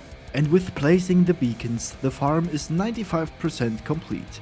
These beacons now provide me with their cosmic power, which I will probably need in the future. Feel free to write me your opinion about the farm down in the comments. I really love the look of the farm and I am eager to hear your thoughts on it. The last thing we need now are of course the sheep. I first brought 4 sheep with a lead to the wool farm. There I then bred the sheep until I had 16. Pretty annoying, but after a while I had it done. And now I just had to push them into the chambers. Not stressful at all.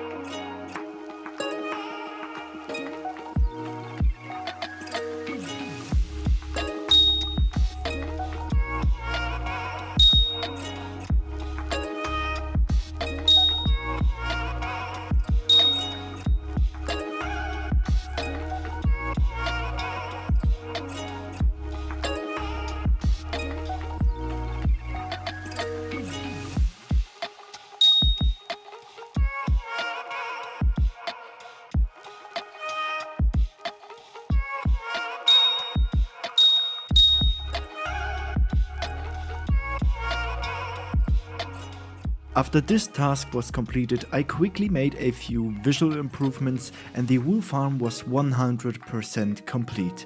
Therefore, I could also directly take care of the next project. Now that I had already planned the paths, I next planned the approximate location of the market stands that I wanted to build. And here you can see the construction of one of the very first houses in our settlement. Unfortunately not as a time-lapse because the replay recording was broken. This house serves no special purpose, it is only for optical needs. Maybe, sooner or later, I will let a villager move in here. This villager could possibly be named after a member of our community, but that was just an idea. You can write me your opinion about it in the comments. This time I used a slightly different block palette. The black stone in combination with the dark oak gives a pretty good look. Of course, the roof had to be built with deep slate again. Speaking of deep slate, you can be very curious about the next episode if you like deep slate. And here again the finished house. I am very satisfied and I would be very happy if we could continue this style in the future.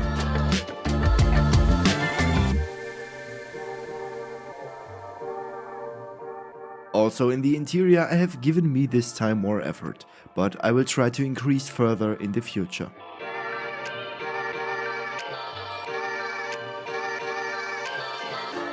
Then it was time for our market to finally get going. Wool is perfect for this to build the different market stands, and I'm glad that we now have a wool farm in our world and that we can build more with it. We are once again in the time-lapse section of the video, so enjoy!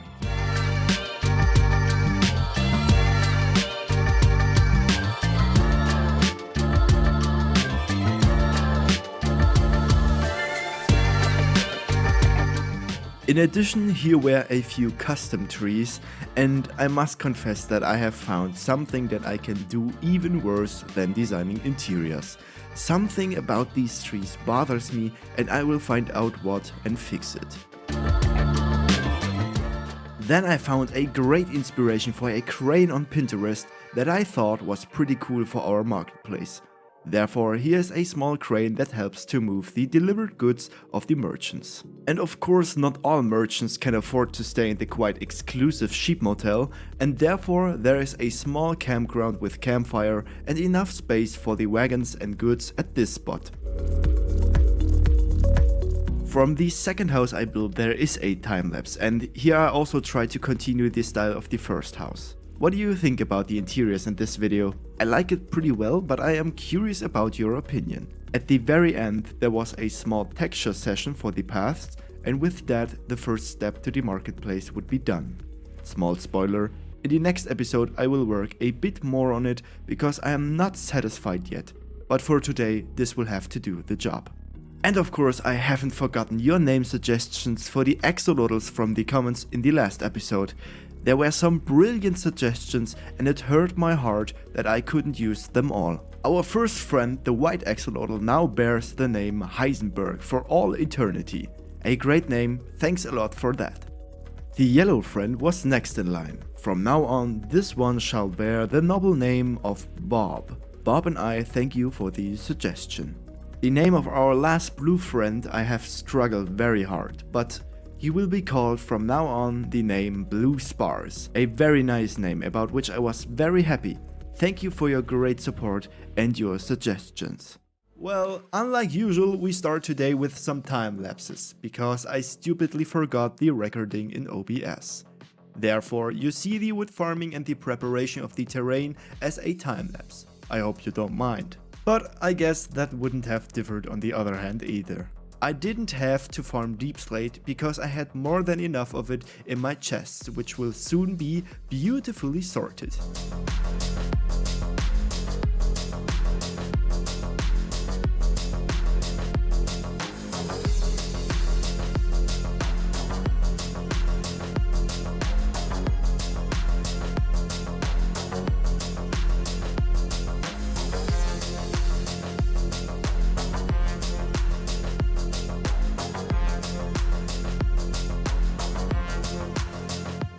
And after everything was prepared, the building process of the mansion began.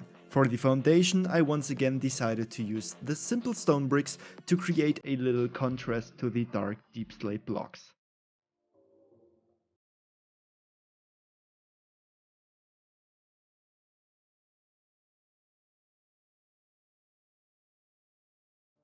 Of course, spruce wood must not be missing from one of my constructions where I use deep slate.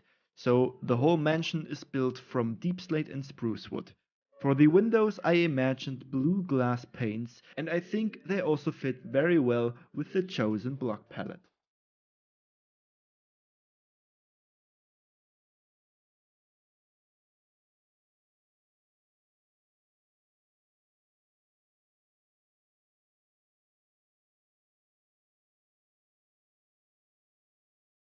The mansion will consist of 2 floors. On the one hand there is the storage system on the lower floor, where there is room for about 50 items as well as some backup chests in the corridors.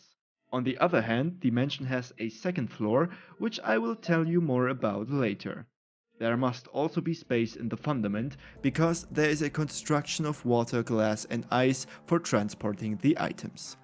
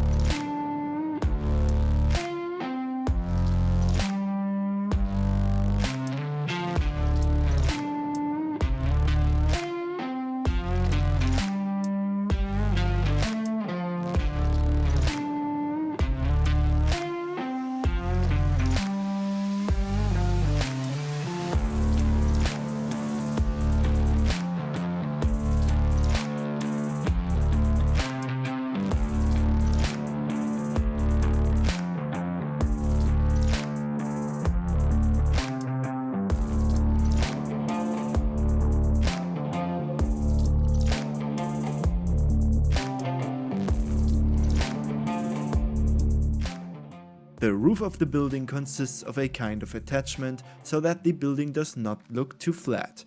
Later, I had the idea that we could build an ideal entrance for approaches with the elytra, which I unfortunately did not realize in this video, but maybe in the future.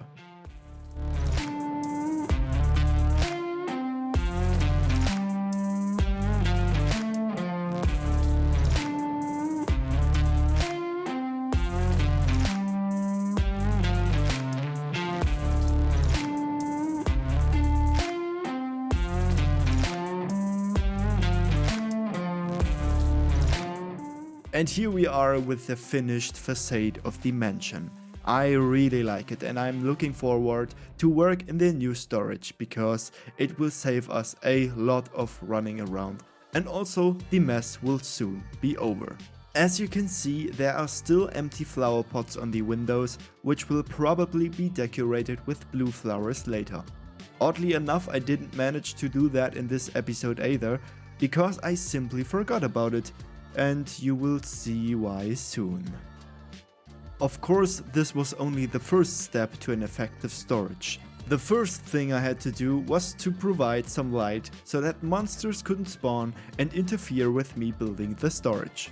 The chest with the corresponding hoppers and the redstone construction must of course also find room.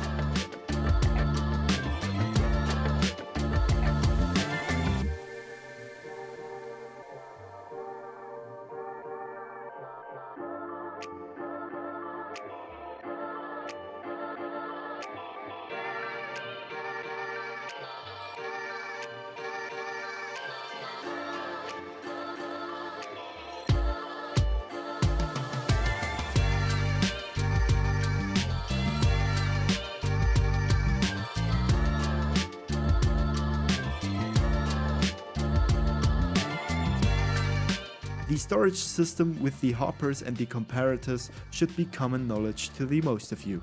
For the item transport, however, I decided against hoppers in order to maintain the performance. That's why there is a transport pipe made of water and ice at this point of the storage, and hopefully this also explains the glass tubes in the foundation of the building.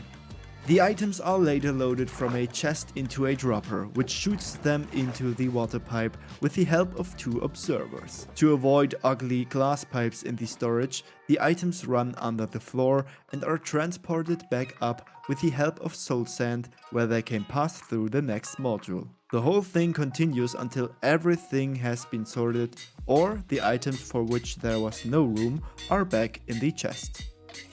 For the storage to be fully functional, we need appropriate filter items, which I renamed on the anvil until it broke. The filter items are necessary so that later the correct blocks are sorted. I had to do the whole thing about 50 times, but compared to what was to follow, that was the easiest part. Next, I took care of the item frames. In order to immediately recognize which block is which chest, we need item frames, and they need a lot of leather for crafting, and leather comes only from cows, horses or llamas, and so you know what we unfortunately have to do. With the sacrifice of this last cow, I finished the search for leather. Now back home. And with the collected resources we can now craft all the necessary item frames, which can then of course be placed straight away.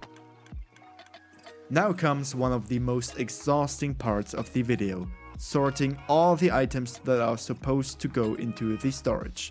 I had to choose a priority because our storage, as nice as it is, only serves temporary purposes. For our current needs it is good enough, but in the future I would like to build a storage that can hold all the items that you can get in the game. At least that's my plan for the future. In order to sort everything correctly, there must be at least 41 of the respective items in the hoppers.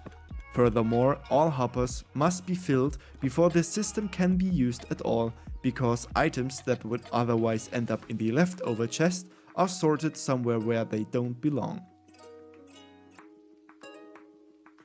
Did I just say that the sorting was the hardest part? Well, I was wrong, because that brings us to the worst part of the video. The redstone technique. It drove me crazy that I had to rebuild it so many times, and to top it all off, a lot of things went wrong. I think the scenes speak for themselves. I really had a lot of fun doing it, and I also looked at the footage and saw that the whole process took me about an hour, just the trial and error. But then finally everything worked out. I threw exactly 64 slabs into the system at this point and looked to see if those 64 slabs would arrive. Luckily they did, and the quick logout of the game shows how broken I was. There again, one should say that Minecraft is not hard work. Next I dedicated myself to the decoration. Just a few flower pots with azalea saplings, extinguished campfires and a few crates here and there. Of course lanterns must not be missing, so that no monsters can spawn. I also took some glow berries to give the decoration a glow up, you know, because of glow berries. Nah, never mind. At this point, strangely enough, I put strings under the glow berries, although I could just have sheared them so they wouldn't grow any further. Strange mistake, but not too bad. Then I took care of a small rework of the staircase in front of the mansion, because I did not like it at all. I think, however, that the demolition of the old staircase has not pleased all, because, well, see for yourself.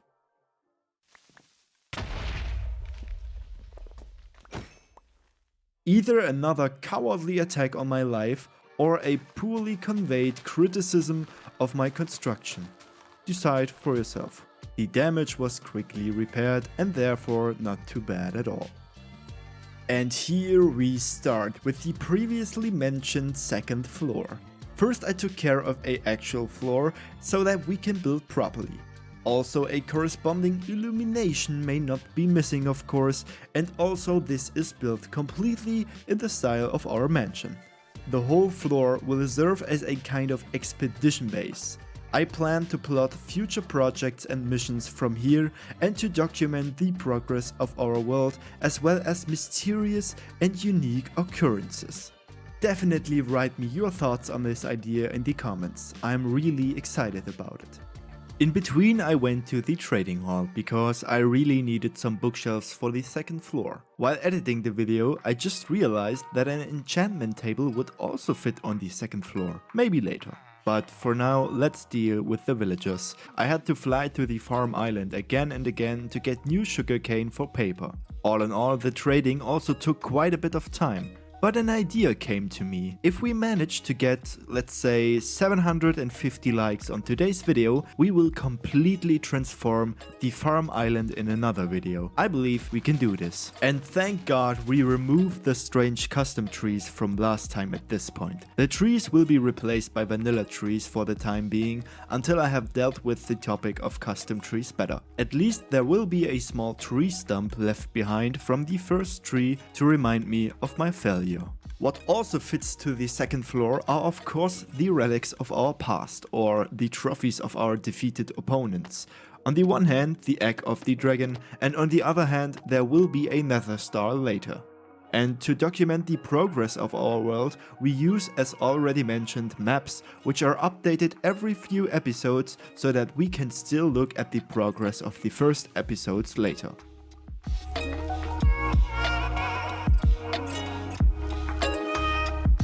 Then followed the second part of the upper floor, for which I needed the traded bookshelves. Here comes a library which can also be enhanced by the new bookshelves of the 1.20 update. The corner with the books should become very cozy, so I added a little deco. Among other things, of course, lanterns, as well as a cozy sofa with plants for relaxing reading the literary works of our world. If you're wondering what the lectern in the middle of the library is all about, we'll come back to that in a moment.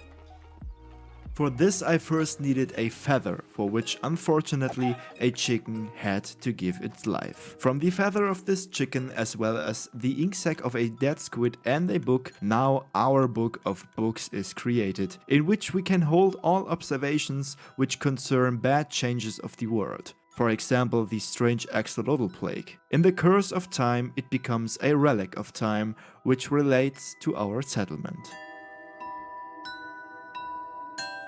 Next comes another round of sorting. Many items that I often like to build with should find their place in the storage, as well as several resources such as iron and diamonds, which we need over and over again. The whole sorting took an hour again, because I had to fly back and forth between the starter house and the mansion. We have an incredible amount of items, and I'm glad that we finally have a sorted storage, so I don't have to search anymore.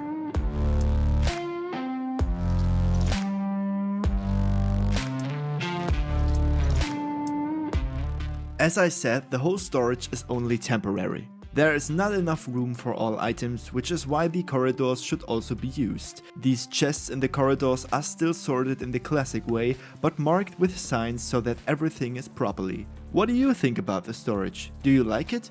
I am so happy that we now have something like this in our world.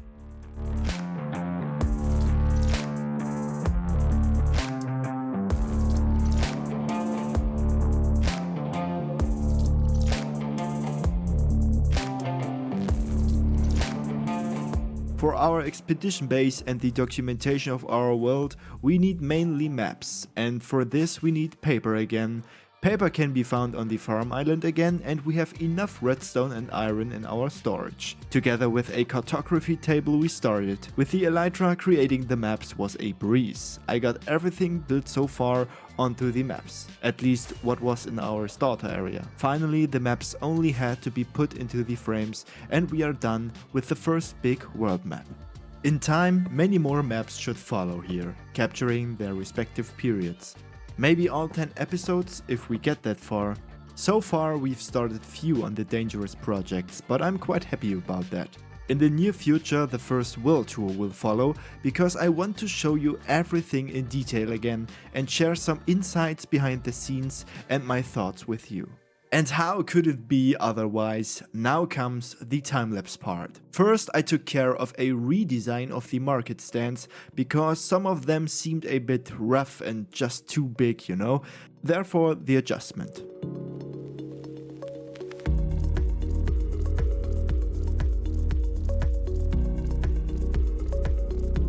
The second upgrade is to the sheep hotel from the last episode. The whole terrain was pretty empty overall, so I tried to keep it themed with bright plants and occasional piles of wool for sale. I am very happy with how it turned out, and the bright purple and pink plants along with the azalea leaves really fit in nicely with the area.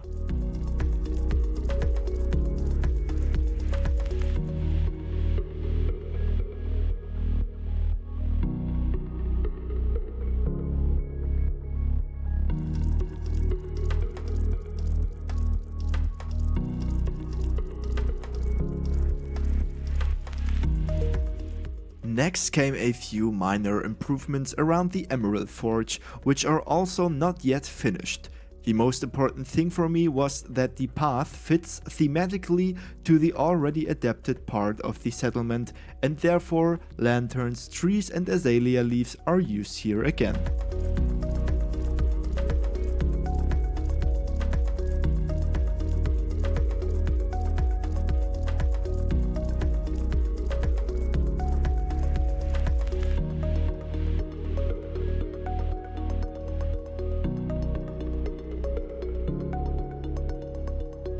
The last project I'm tackling today is a small upgrade for the starter house area.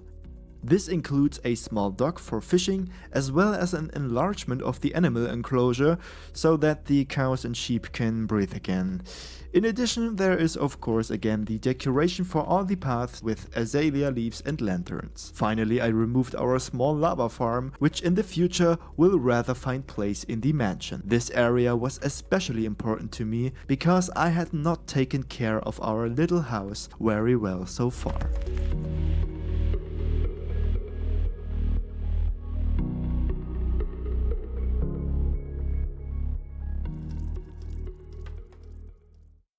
And here we go again, guys. We have finally finished today's episode. It was a long way for me because some of the work was really annoying, but overall I had a lot of fun today, and I am very happy that we could solve our biggest problem yet. And now we have the perfect place to plan and start some expeditions throughout our beautiful world.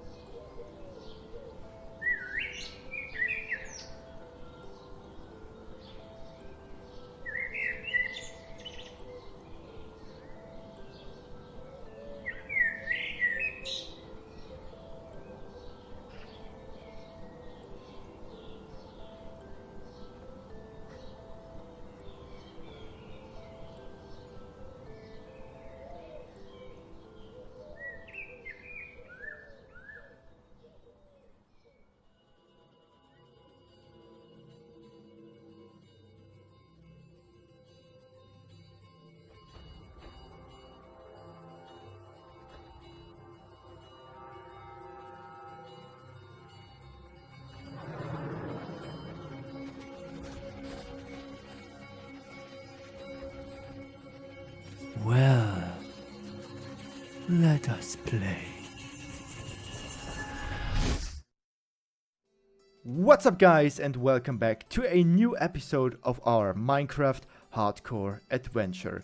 It's been a long time, but we are finally back, and as you can see, we are live in our Deep Slate Mansion for the first time, because I would like to thank you all for your patience and all the support. You really are a great community, and I am lucky to have you. Today, we finally continue with our world, but I must admit that the world was very briefly in danger, because normally I am now at the point where I would start a new world, because I have the feeling that I have already done everything in this one. But since we are in hardcore mode, that would be a bit of a waste, so I've simply overcome that feeling by finding a new place to start an entirely new project for today's episode. I'm super excited to see what you guys have to say about today's project, so don't be afraid to post your opinions in the comments. I'll read every single one and answer them if possible, and also the YouTube algorithm likes it when you write comments diligently, so yes, thank you. But now, enough chatter, let's see where today's episode will take us. Alright, here we are. I flew really far to find a slightly higher place where I can build the foundation stone for a completely new kingdom. You have already been able to follow a large part of the planning as a long play, so I don't need to say much more about it at this point. Only that I finally found a use for birch wood during the planning this time, because the surrounding birch forest was directly converted into the framework of the project, which required over 4 shulkers full of birch. But exactly this very tedious planning, which I would call step 0, now leads us to the first official step of episode 7, the terraforming. To do this, I unfortunately had to use up all my dirt supplies, and in between I kept destroying beautiful far-flung areas by digging them up at high speed, leaving nothing but wasteland. My idea was to build the tower foundations planned at the top, which were partially floating in the air, all the way down to the base of the mountain. But unfortunately the mountain is a bit too steep on one side for this, which would have resulted in the towers ending up looking like columns that were much too long. The simplest solution for this? Logically, just build 2 new and somewhat higher levels. Sure.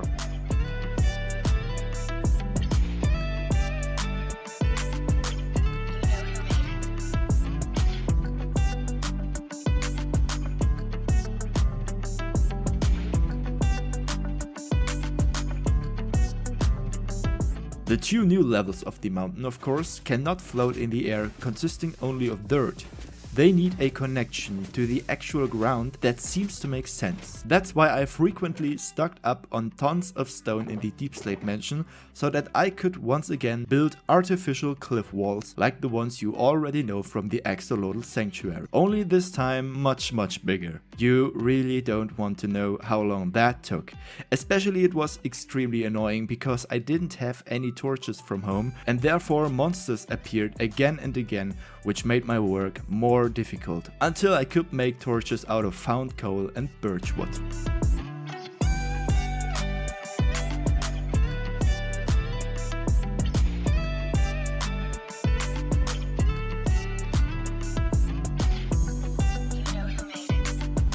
I think the shots speak for themselves. I like the new cliffs very much. I think they blend in well with the rest of the mountain, and you get the impression that these levels may have been carved into the rocks by the people living here to make room for the new royal house. I was also able to improve my building skills this way, so while I was watching my favorite streamers on the side, I could fully concentrate on working on the cliffs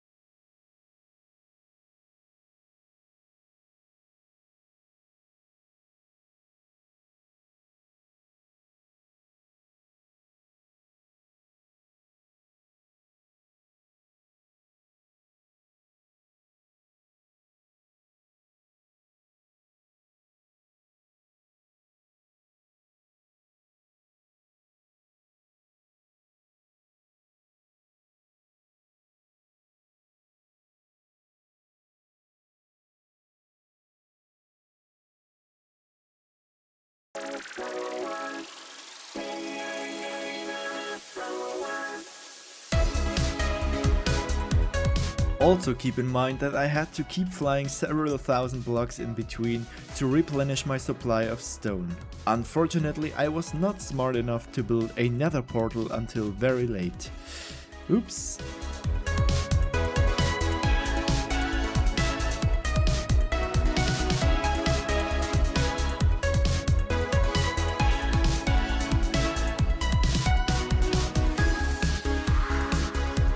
After what felt like half an eternity, I was finally finished with all the walls and all the towers. Apart from the decoration and the roofs, of course. However, I had imagined that no wall should be built on the backside of the castle, but instead it should be replaced by a bridge on which the guards of the castle could constantly patrol. This bridge was a bit more complex to design, but in the end it was also built quickly.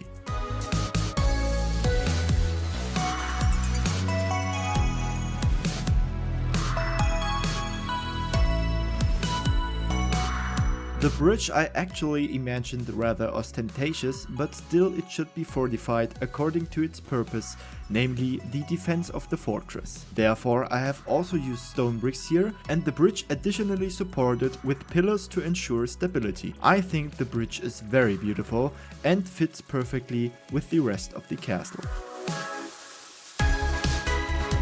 To finish off the bridge and make it usable, I added a floor of spruce slabs and trapdoors, which was also used in the rest of the castle. In the end, there will almost never be a member of the royal family on the battlements of the castle, so it should be comfortable enough for the guards with their muddy armor boots to do their duty.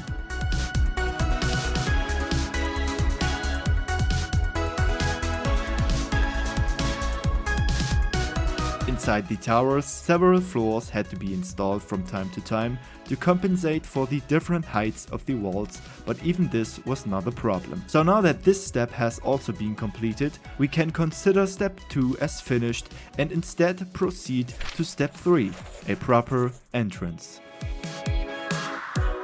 For this step I had to experiment a little bit in the beginning to find a style that I like and that corresponds to a royal entrance gate.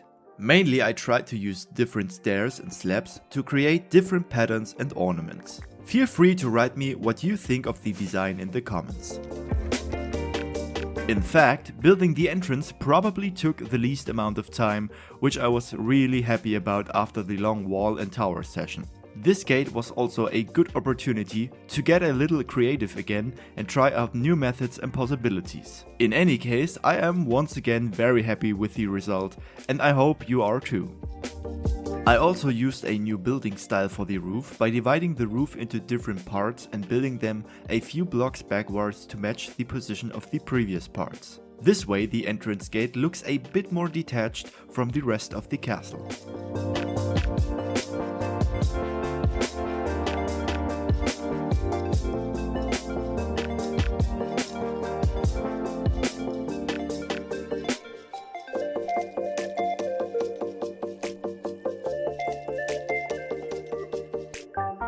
As you can see, this time I also use basalt from time to time for building, and this is simply because I want to approach new blocks step by step to be able to constantly improve and step out of my comfort zone. With this building completed, we'll jump to step 4, which is the towers. In this step we will continue with the design of the towers and, above all, give them a spire. After a short phase of thinking and finding, the design of the individual towers was already decided. All towers will be built and decorated in the same style, except for one of the towers, which will have a special function. However, you will learn more about this later. This step also marks about half of the entire construction. However, I feel like that was still the shorter half, if you know what I mean. There was still a lot to do at this point and we were still in May, so yeah. Anyway, I'm only telling you this because I want you to get an idea of how long a project like this can take. As with our castle on Farm Island, the roofs are once again made of prismarine, but this time of prismarine bricks, which I think match the color of the rest of the castle really well. In total, the castle has 10 towers, which I built in step 4, so all are finished by step 5. All towers actually serve only the purpose of better defense and display of the power of the royal dynasty. In the Middle Ages, it was often the case that towers were always built as high as possible, as this was supposed to symbolize power and closeness to God, so it seemed only logical to build as many high towers as possible.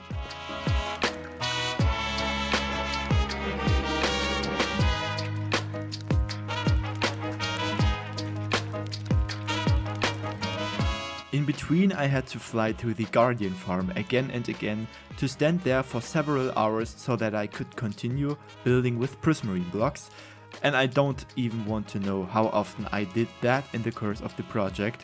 The Guardian farm is in dire need of an upgrade, that's for sure.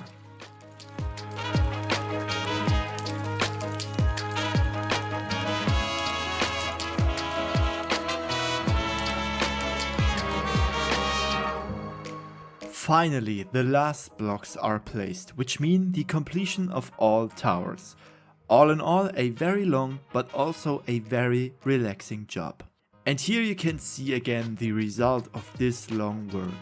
Depending on where the towers are placed, the decorations differ slightly from each other, but all in all, 9 of the 10 towers are identical.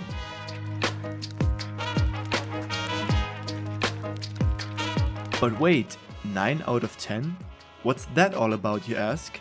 Well, the 10th and therefore the last tower is the in-house mage tower, which gets a special design. We are in a mystical medieval world that is threatened daily by both known and unknown evils. So from this point of view, it can't hurt to have your own mage at court who can protect the castle and its inhabitants with powerful spells and weapons in emergency situations or save them from dark forces. Who is capable of wielding such power, you ask? We will find out soon. Trust me.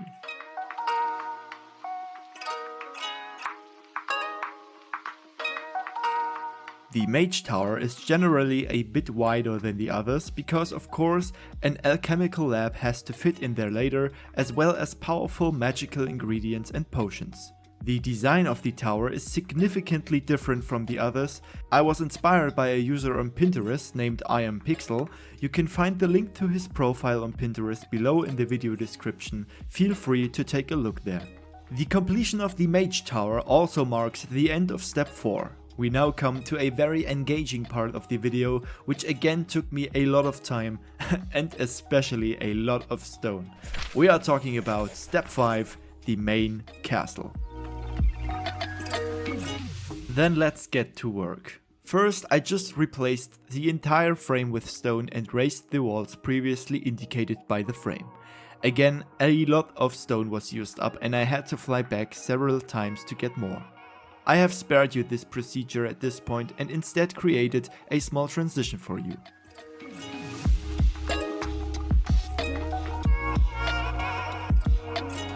My idea was to surround the entire main building with a second battlement with watchtowers in the corners to create an additional line of defense. However, the main castle itself, unlike the walls and the towers, should be characterized by many and large windows as well as more frequent decorative elements. I kept looking at how the whole thing looked from a distance and thinking about what elements could still fit into it. In the end, I decided on a clock-shaped ornament which now decorates the front of the main house. Also, the roof is again built of prismarine bricks, and at this point it might be worth mentioning that once again I didn't take care of the interior in this video. All this will follow in a later video or maybe as a long play.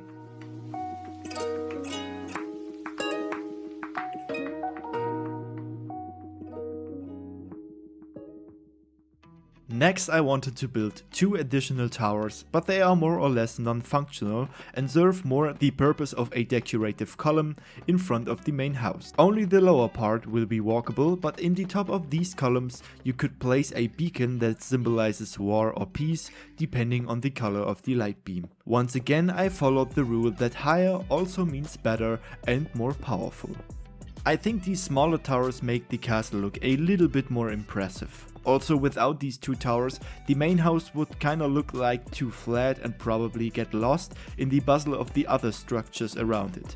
but I really have to remember the idea with the beacons, because unfortunately I only thought of it while writing the script, another point that will be added later. I guess I should start making a list of things I want to add, not that I lose the overview. For the second small tower I have created a quick time lapse because I can hardly wait to continue with the project.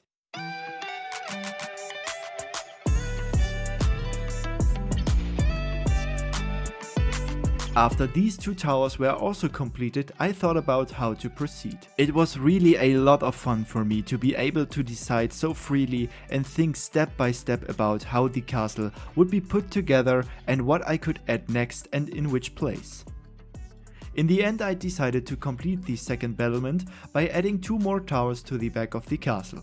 So I turned my attention to the rear towers, which needed to visually match the style of the main house, but still serve a more defensive purpose again. So I tried again to work with more decorative blocks and ornaments to create a clear boundary to the towers of the wall. I think the bottom line is that I also managed quite well, or what do you say, guys?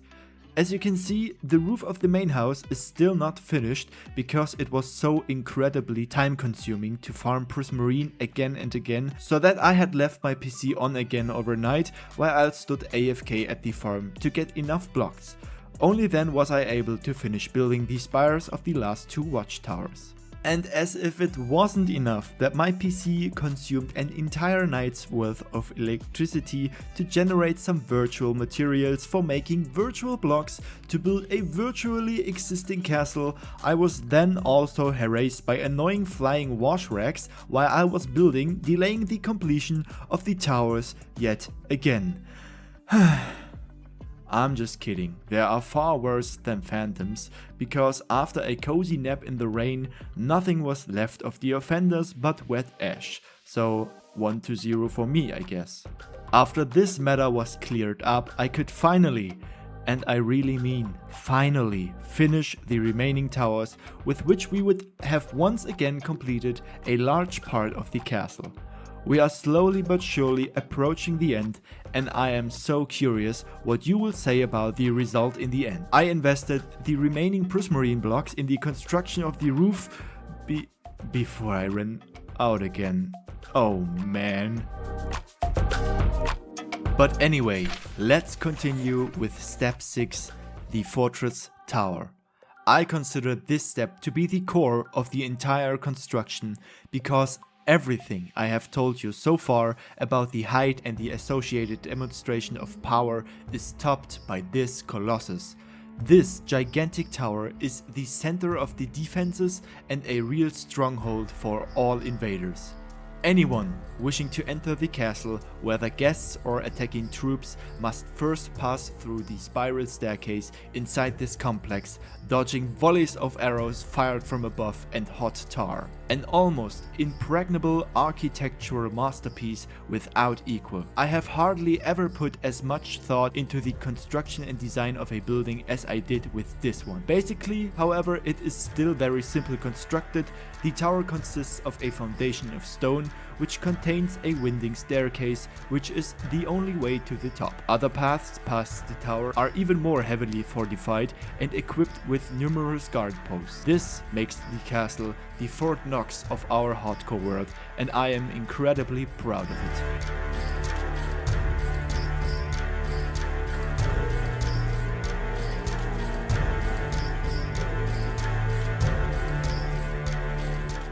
In addition to the foundation of the fortress, there are now 2 more roofs with vantage points as well as opportunities for firing at attackers inside and outside the castle grounds.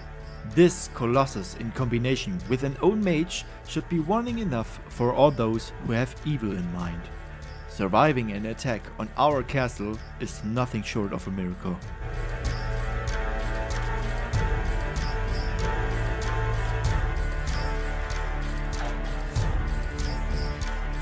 With this part of the castle, I couldn't help but embellish a few things inside that had been bothering me as well.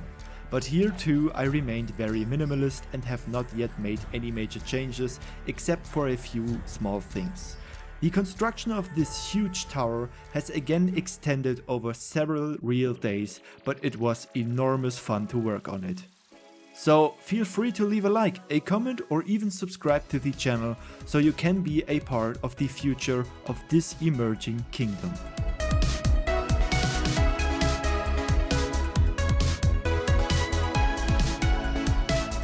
With the last part of the roof complete, the complex is finally finished and ready to be put into operation. Guards will now place themselves at all important defensive posts and perform their duty as defenders. As you can see, the fortress fits perfectly into the overall image of the castle and, of course, makes it look even more intimidating and powerful. With this, almost all the buildings are finished, although there are still a few missing. But we can now move on to step 7, the preparation for the royal garden. A royal garden, of course, does not simply consist of some trampling paths and flower beds. The royal gardeners at the court take care that everything keeps its order. Therefore, I had first taken care to adapt and reshape the terrain into something less wild.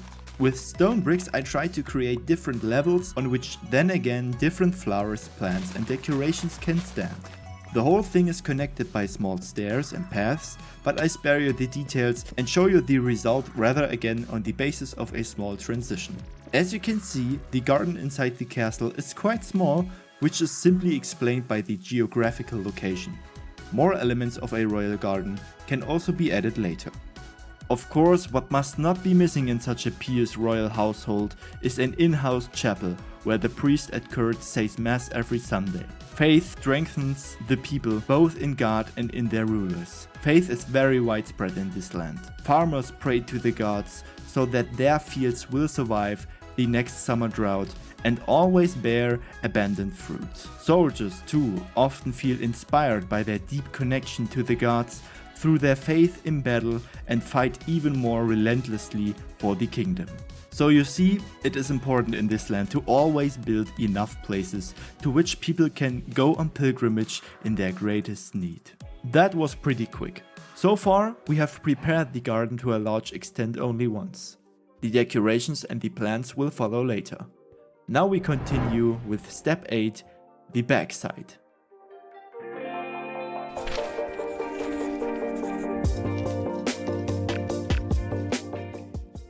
The backside is to become more or less the private area of the royal family, with opportunities for relaxation. Since I'm not going to work on the interior design in this video, I guess it's enough to tell you that the design of this building complex is supposed to be based on a spa. I plan to have several pools with warm water in this area, as well as seating areas for spending time together. Today I only got as far as finishing the building, but the rest of the work is still going on my list.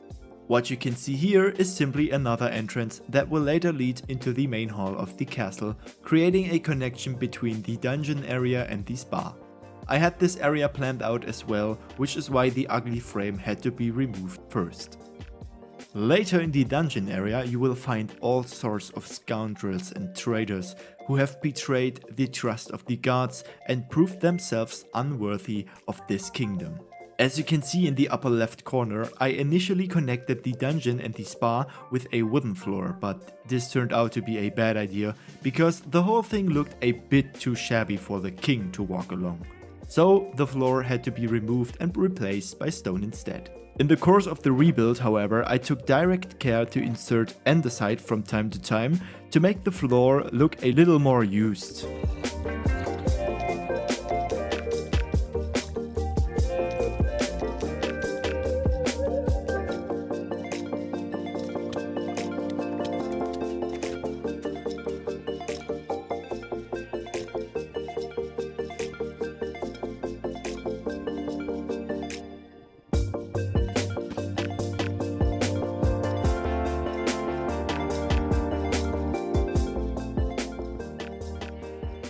Pooh, and that's it. The last stones are set, which would be the connection between spa and dungeon erected. And with that we have already completed the largest area of the castle. We are already at the beginning of June with the recordings, which clearly points to the end of the video. I am very excited to read what you have to say about today's episode, so please don't forget to leave a comment. The castle has already really taken shape and there's actually only one last step missing, but for that I had to re-equip myself at home. However, I would like to allow myself a small recap at this point. Our new castle is almost ready. So far, we have accomplished a lot. Among other things, we have adjusted the mountain a bit so that we have enough space for the construction of our castle as well as future projects. So with that, we have left step 1 behind us.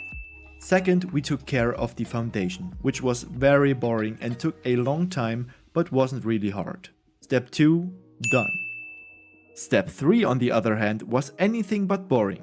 A truly enjoyable work that demanded a lot of creativity, and that even though I forgot a small part. Next on the list we had the towers, and I really enjoyed working on those as well, as it was really fun to come up with a design that didn't look strange even from a distance. Step 4, the towers, also completed at this point. With the main castle, I'm really glad that my planning ended up working out the way I wanted. I can't stand it when I end up with odd or even numbers somewhere and then have to come up with different designs for the walls. All in all, it worked out very well. One of the last 2 steps was building the fortress, and I really enjoyed everything about that, and I hope you did too. So in the future, we are already safe from any attacks. In between, we also briefly took care of preparing the garden, although this was rather a minor matter compared to the other steps. The latest step we've taken is, of course, the back of the castle with the associated connection to the front. So we've really accomplished a lot up to this point, which is why it's now also time to devote a little time to the things that have fallen by the wayside. For example, we would have 2 incomplete towers to decorate the side entrance, now also completed. Furthermore, at the back of the castle I took care of replacing the dirt with stone so that it looks a little more civilized. The bare dungeon area also got an upgrade. The window you can see there in the center will later belong to the main hall in the castle. Last but not least, the entrance area directly behind the castle gate got a little glow up, so there are cobbled paths there now as well. So what remains now but to devote a little to the decoration of the garden in step 7.2. The first thing I did? I really wanted to have a greenhouse in the castle garden because I think that some of the members of the royal family, despite their ancestry, are passionate about botany. So I wanted to build a greenhouse. Here I stayed relatively rustic, although I think the design looks very good with the dark oak wood and the white glass. Of course, only the very finest fruits and vegetables are grown here and tended with care by the servants.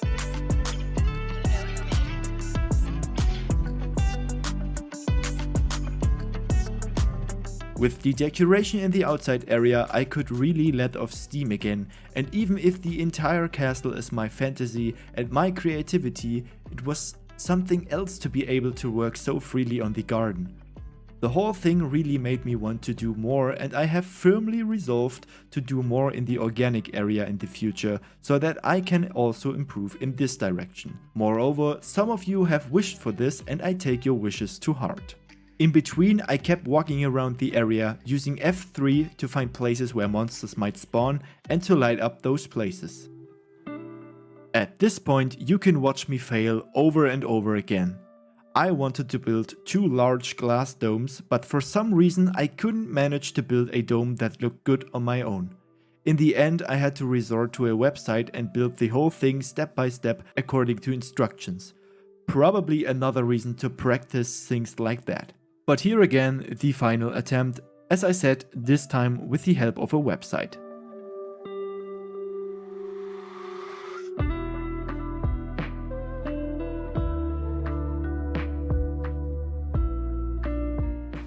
However, I didn't need any more help decorating the dome. Various large flowers are used here again, as well as glowberries, bamboo and sugarcane. These glass domes represent, so to speak, the highlight of the royal gardens, and that's why I have given myself again especially much effort.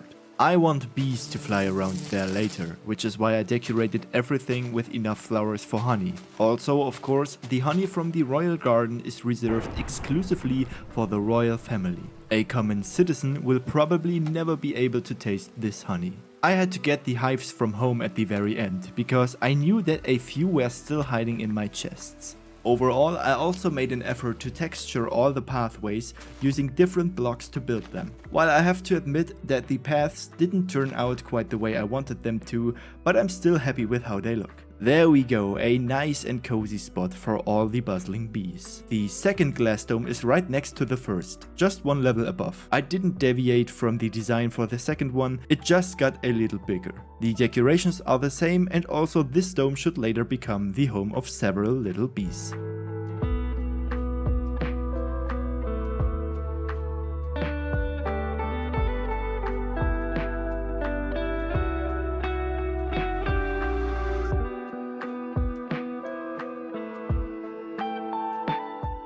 In the end, I still had one or the other corner in which neither flowers nor decorations stood. Of course, this should definitely change, which is why I tried two things. On the left side in the video, you can see the area directly next to the second dome, where I have built a chill out area with a cozy seating area and hanging glowberries as a decoration and a light source. Also, a small self-made tree may not be missing there, of course. On the right side you can see me building a small pond area, which is again one level above.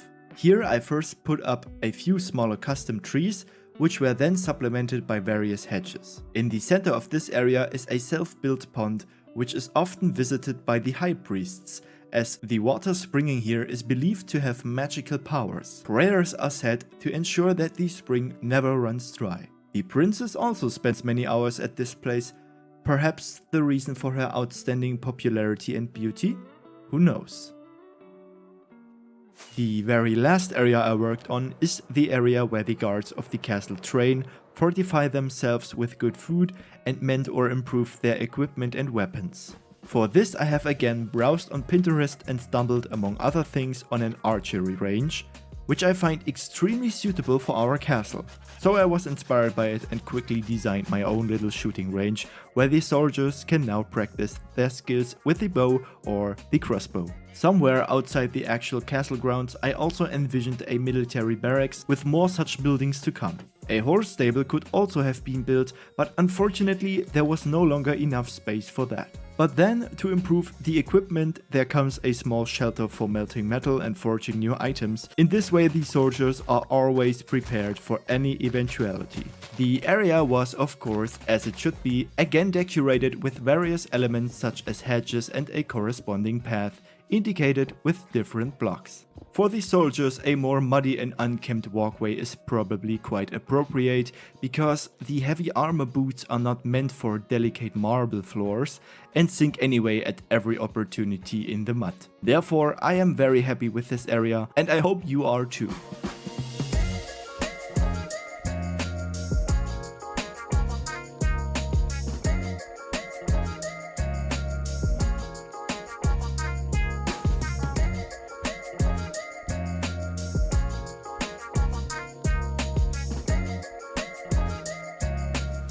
Well guys, here we are.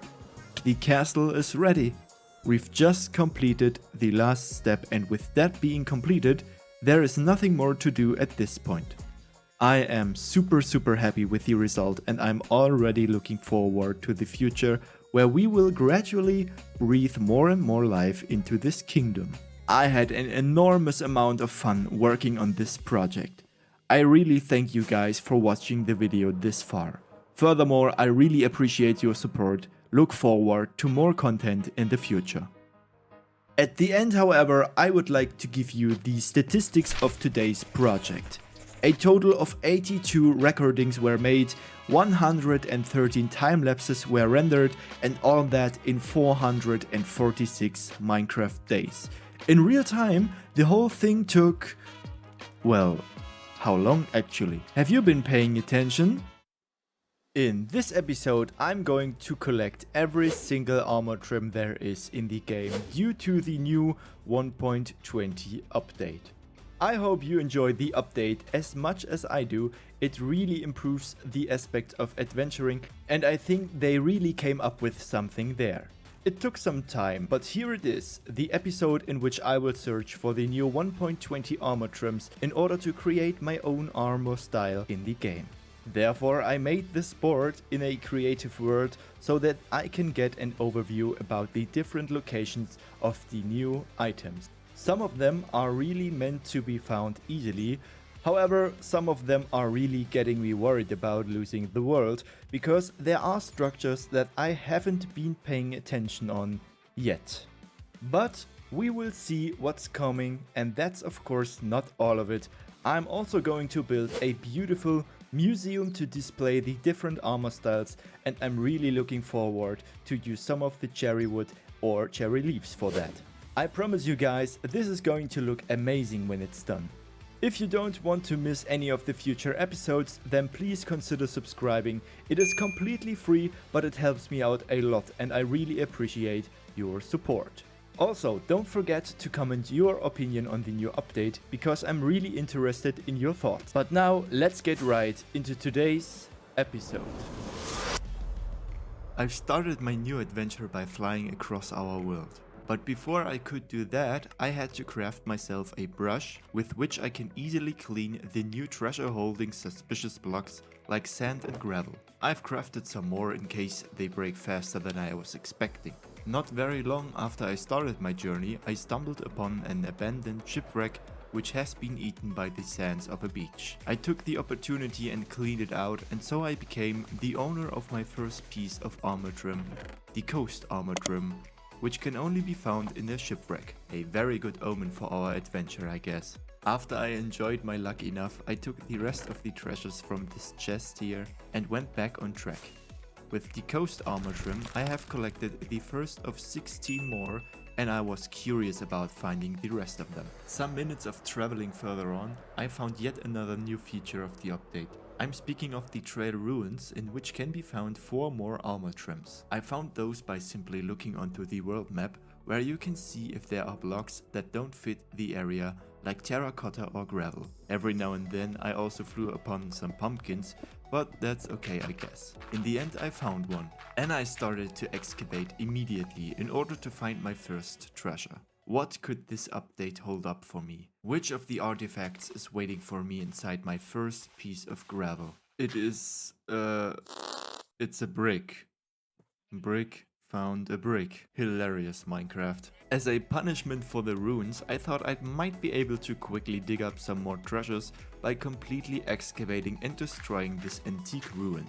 In terms of quickly, I got really messed up, because the whole thing took me about an hour of work, and I really underestimated the way you have to treat those artifacts. But as you can see, I still found another armor trim upon the other broken vases and statues. I guess I've broke several treasures within the process, and I'm really sorry, Minecraft, please don't let me die on the journey.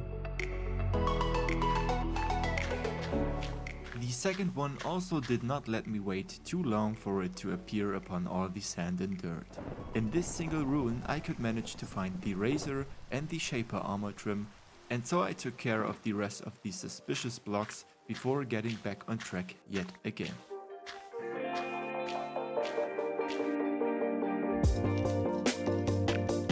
There was also a lot of junk that could be found, like candles and glass panes, but also some more of the new signs and a lot of those clay patterns which can be used to craft vases later on, I guess. I even found some more of the razor and shaper armor trims, but unfortunately not another new one. By the way, if you like watching me digging up some treasures, I am currently streaming Uncharted 4 on Twitch, so come join me if you want. I tried to get the platinum trophy there, and it's been a really good adventure so far. With that being said, the ruin is completely done and empty, and I could manage to get 2 more armor trims, which is a really good rate for one ruin. This means we can continue our journey, because there are still 2 more ruin armor trims left, which I have to collect. A few minutes away from this location had been the second trail ruin, which I found again by using my world map. This time the structure was hidden under tall spruce trees, but the terracotta was the perfect sign for me to investigate the location. It hurts my soul when I think about the destruction I caused above these ancient ruins. I think next time I want to build a project around one of those ruins in order to keep up the history of those places. But nevertheless, eventually I started to dig up this ruin too. I've made a big time lapse on the one hand, and on the other hand you can see all the stuff I found within this structure. It didn't took me too long to find the third armor trim, the host trim, and by the way, if you don't want to miss out on any future updates and videos, I recommend you to subscribe to the channel. It's completely free and you can always unsubscribe if you wish to, but it helps me out a lot, so I really appreciate every one of you doing so. Good things will happen if you subscribe. For example, me finding the fourth and therefore last armor trim that can be found inside a trail ruin. You see, I told you. Of course I'm just joking, but I really found the last Wayfinder armor trim, but I couldn't help myself, so I needed to clear up all the other stuff before returning back on our adventure.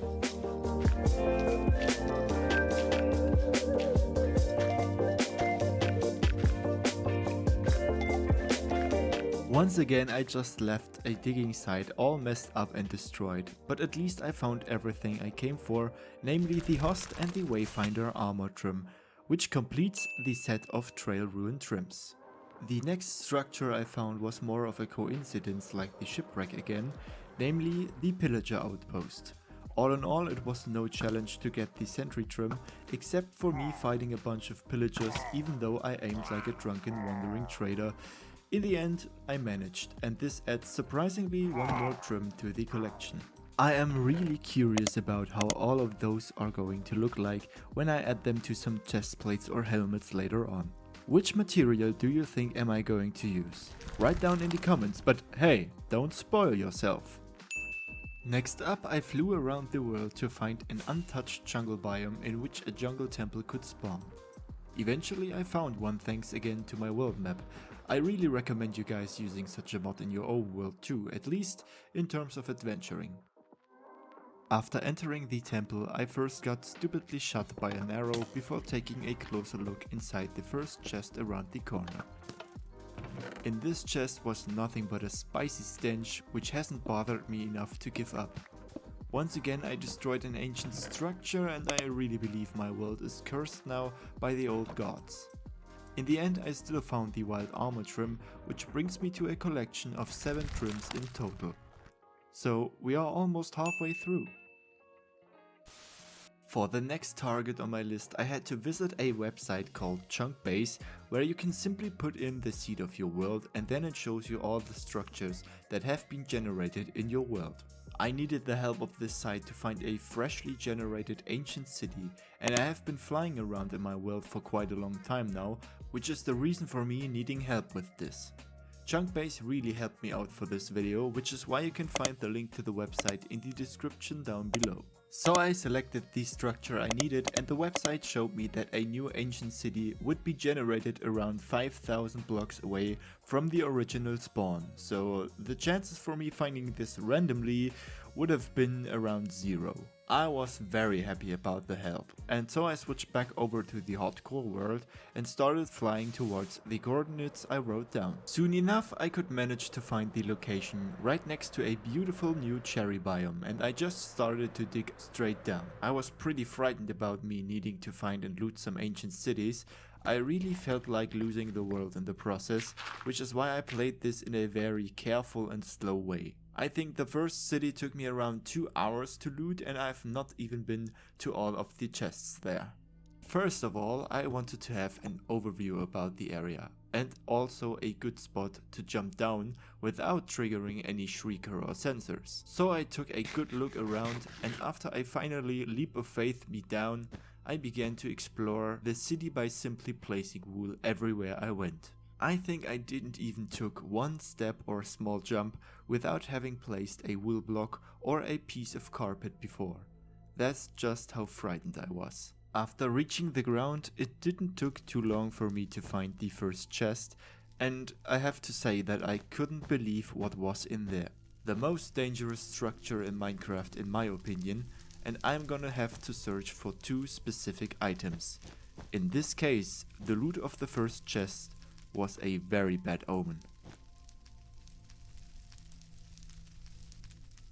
One single golden apple, nothing else.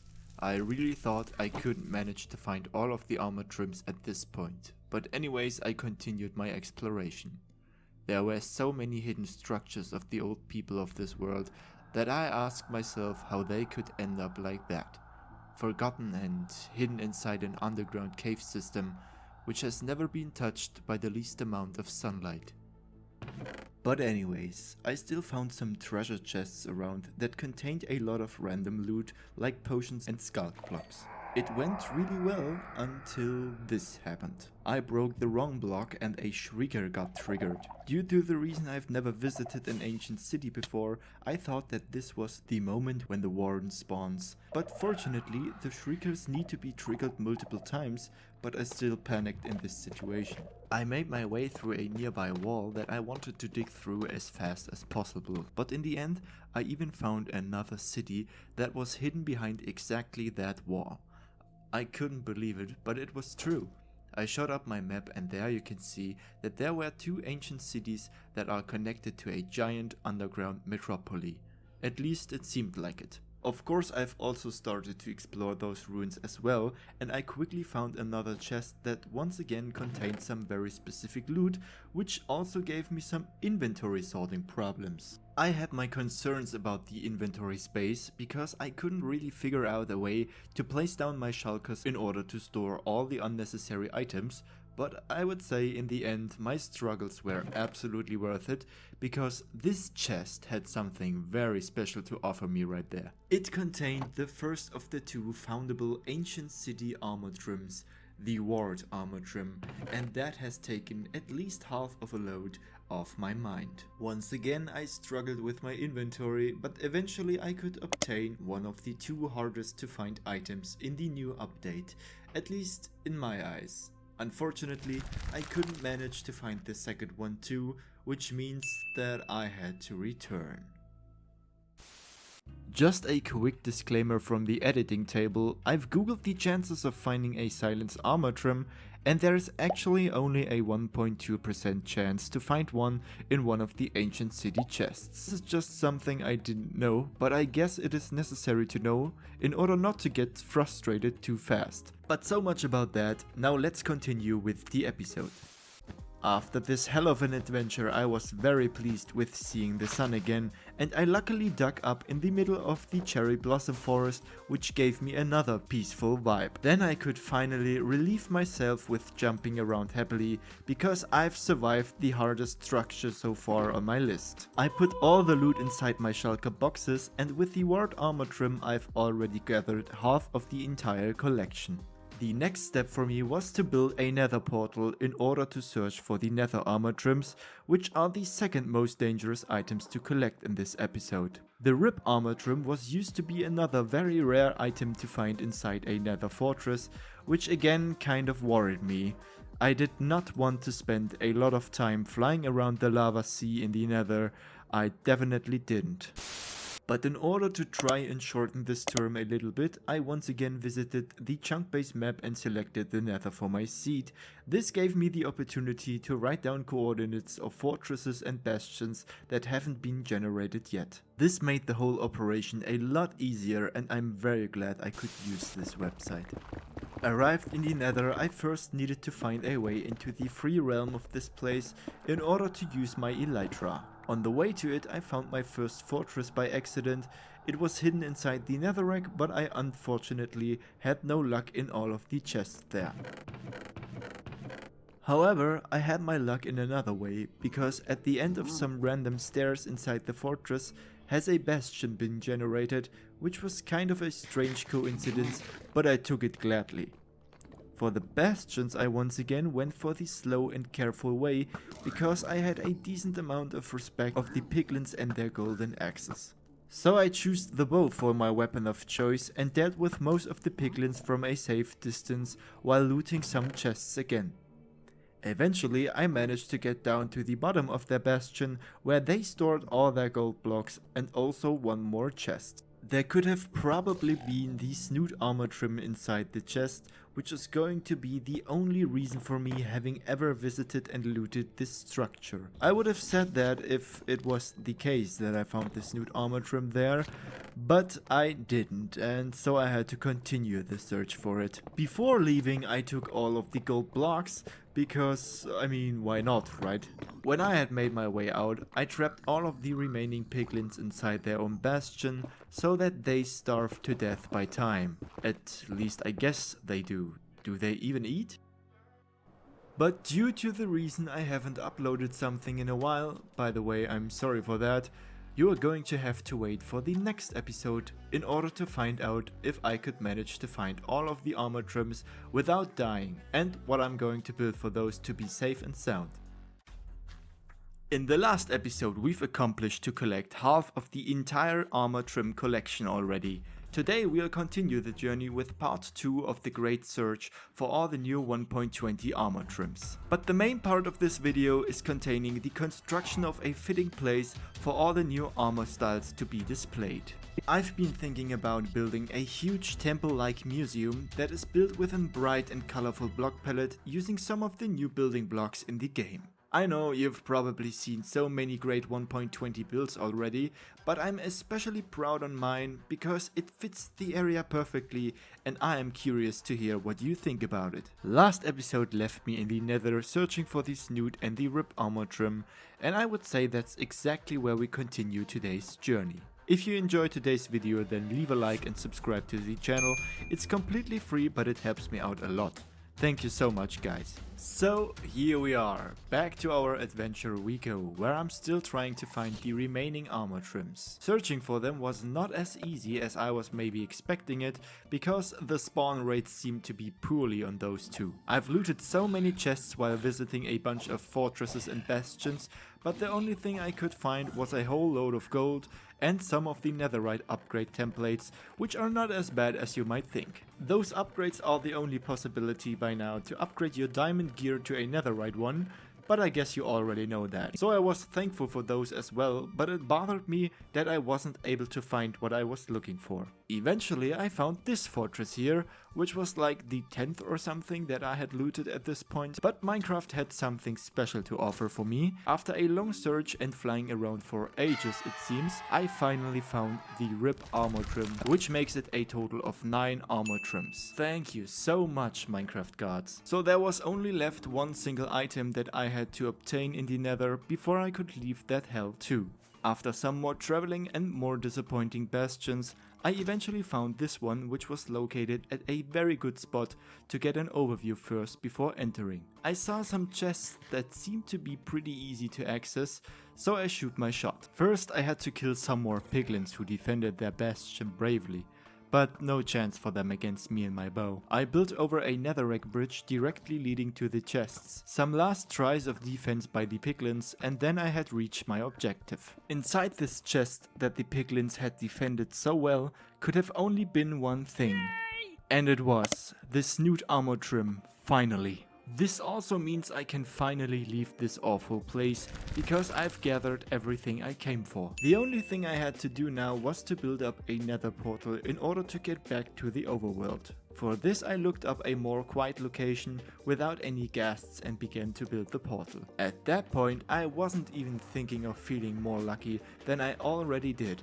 But there was waiting a giant surprise for me. But as always in life, it had to get worse first before getting even better, and that's why I had to wait for 4 minutes doing absolutely nothing. This also means that my nether portal had spawned directly under an ocean monument, which gave me the opportunity to obtain the tide armor trim. A very lucky surprise, which I just realized the moment when I was already heading home. Of course it still annoyed me at that point, and so I did the only reasonable thing I could possibly do. I waited.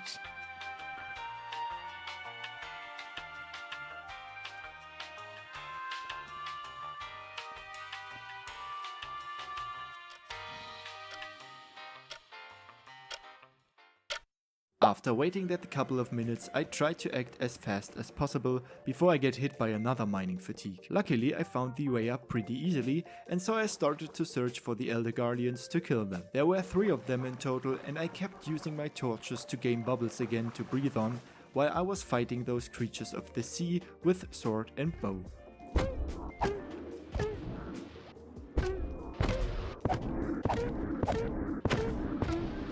The first one already dropped me the tight armor trim, and I think at that moment I also realized how lucky this journey had become. But I kept looking for the others because mining fatigue still was active on me, so I've even had no other choice than that. After killing the remaining 2 Elder Guardians, I could finally break myself free from the ocean monument and fly back to our town in order to sort all of the found loot into our storage. With the tight armor trim as our property now, I've managed to find 10 of the 16 armor trims, which means we are very close to the end.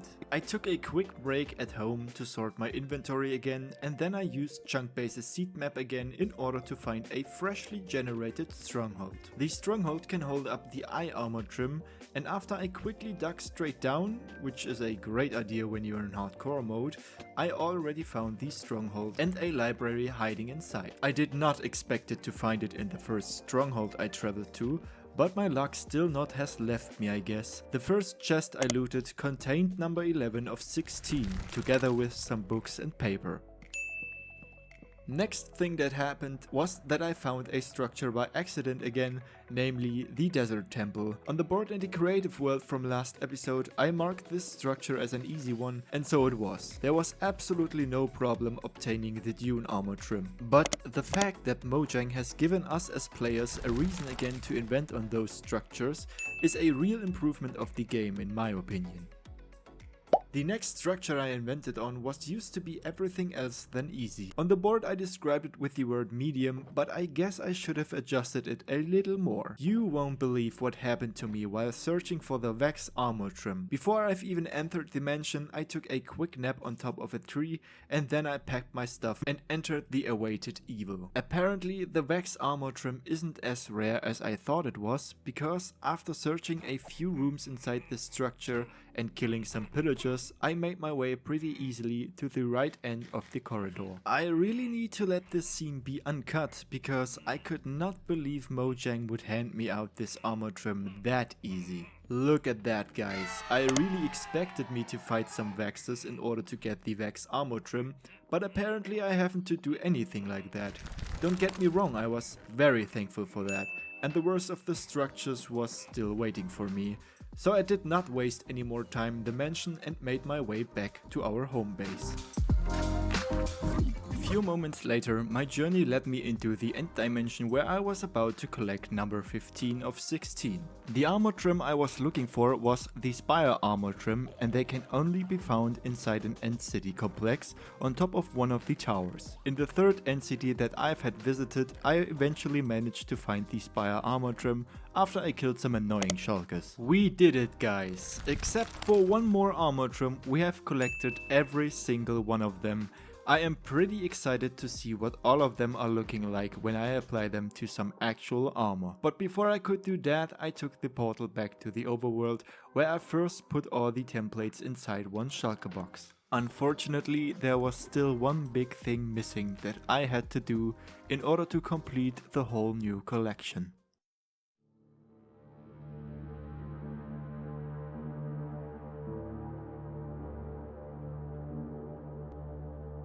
I had to revisit another ancient city to find the last and the hardest to find armor trim, the Silence armor trim. You know, guys, this could very well be the end of our series. The Warden is not an enemy you want to take on unprepared, and I had not the intention to prepare myself because I just wanted to take some quick looks inside the chests there. Some quick looks that were kind of worth the danger. Look at that, I found 2 enchanted golden apples in one chest. The spawn rates for this are minimal, but still I could manage to find one. Could that possibly be a good omen for my search? If I could manage to find the last armor trim, we will find out in the next episode. Don't forget to like and subscribe, and if you... Don't worry, I'm just trying to be funny because I think I'm just a slightly bit afraid, but anyways. I took the 2 golden apples and made my way back to the overworld, where I followed the next coordinates, and so it went on for quite a bit. I think in total I went through 5 ancient cities, but I also haven't looted them completely every time.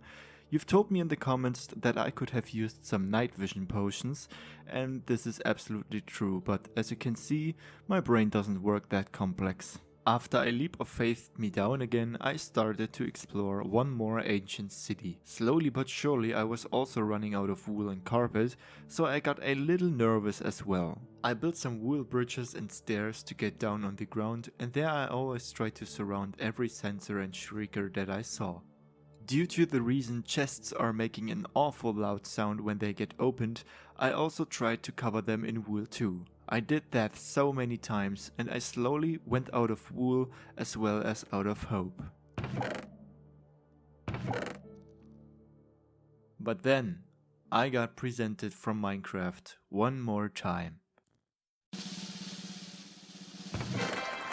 We've made it, my friends. We found the Silence armor trim, which is completing our collection to a total of 16 armor trims. And this also means I can leave the ancient cities, thank the gods. I was very happy about finding the last piece for our collection, and I ignored all the rest of the chests down there and went back up.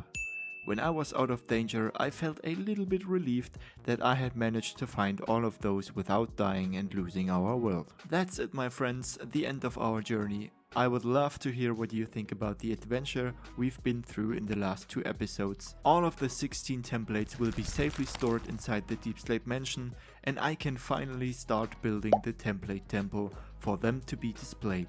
There we go. Now we only need to figure out how to build the temple and what materials we could use to do that. I would say it's time for some material gathering.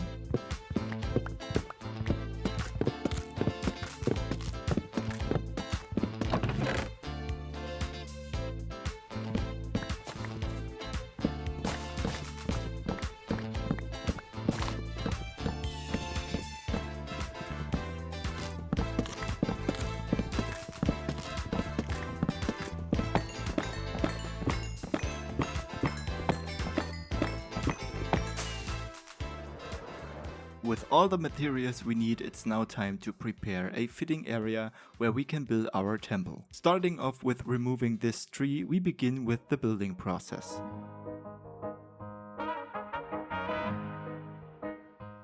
First off, I flattened out the area a bit. This helps me to mark the place where the building would stand in the end. You know the drill, my friends. No episode without a decent amount of terraforming.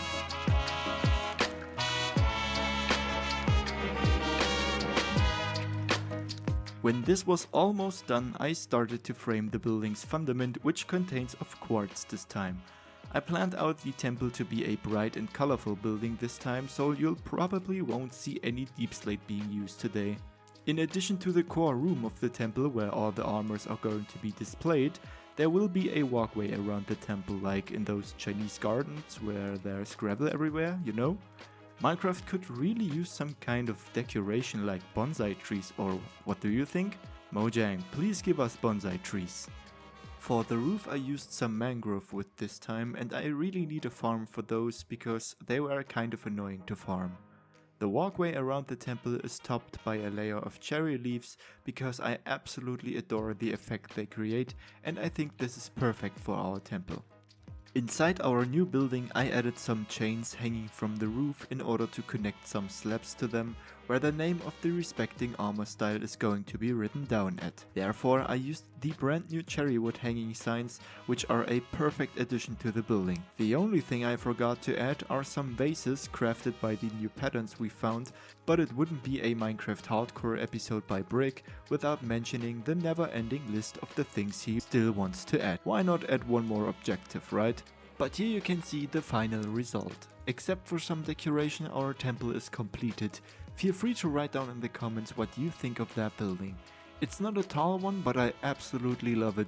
It's the perfect start for me for the new 1.20 builds. There are only a few things left to do in today's episode, for example placing down 16 armor stands. After I did that, I eventually started to craft an iron armor for every single template, and I used amethyst shards to be the material of choice for the armor trims. Unfortunately, I did not record any gameplay from this except for the replay data, so I had to create some shots for you with the replay mod instead. I used up all my diamonds in the process of duplicating the different templates, so that I had to go down to the mines in the middle of the process in order to find some more. In the end, I did it, and I even decorated my own netherite armor with some amethyst shards.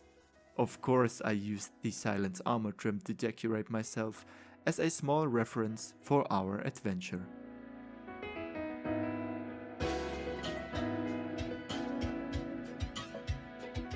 With that also being done completely, I used the remaining materials to decorate the place a little bit, and there we have it, our own template temple with all the new 1.20 armor trims collected and displayed inside. I truly love this place, and if you do so too, then please let me know in the comments. It is really important for the algorithm to write comments, so please don't hold you back. If you don't want to miss another episode, then also subscribe to the channel. It's completely free, but it helps me out a lot. Thank you all for watching, and I'll see you next time.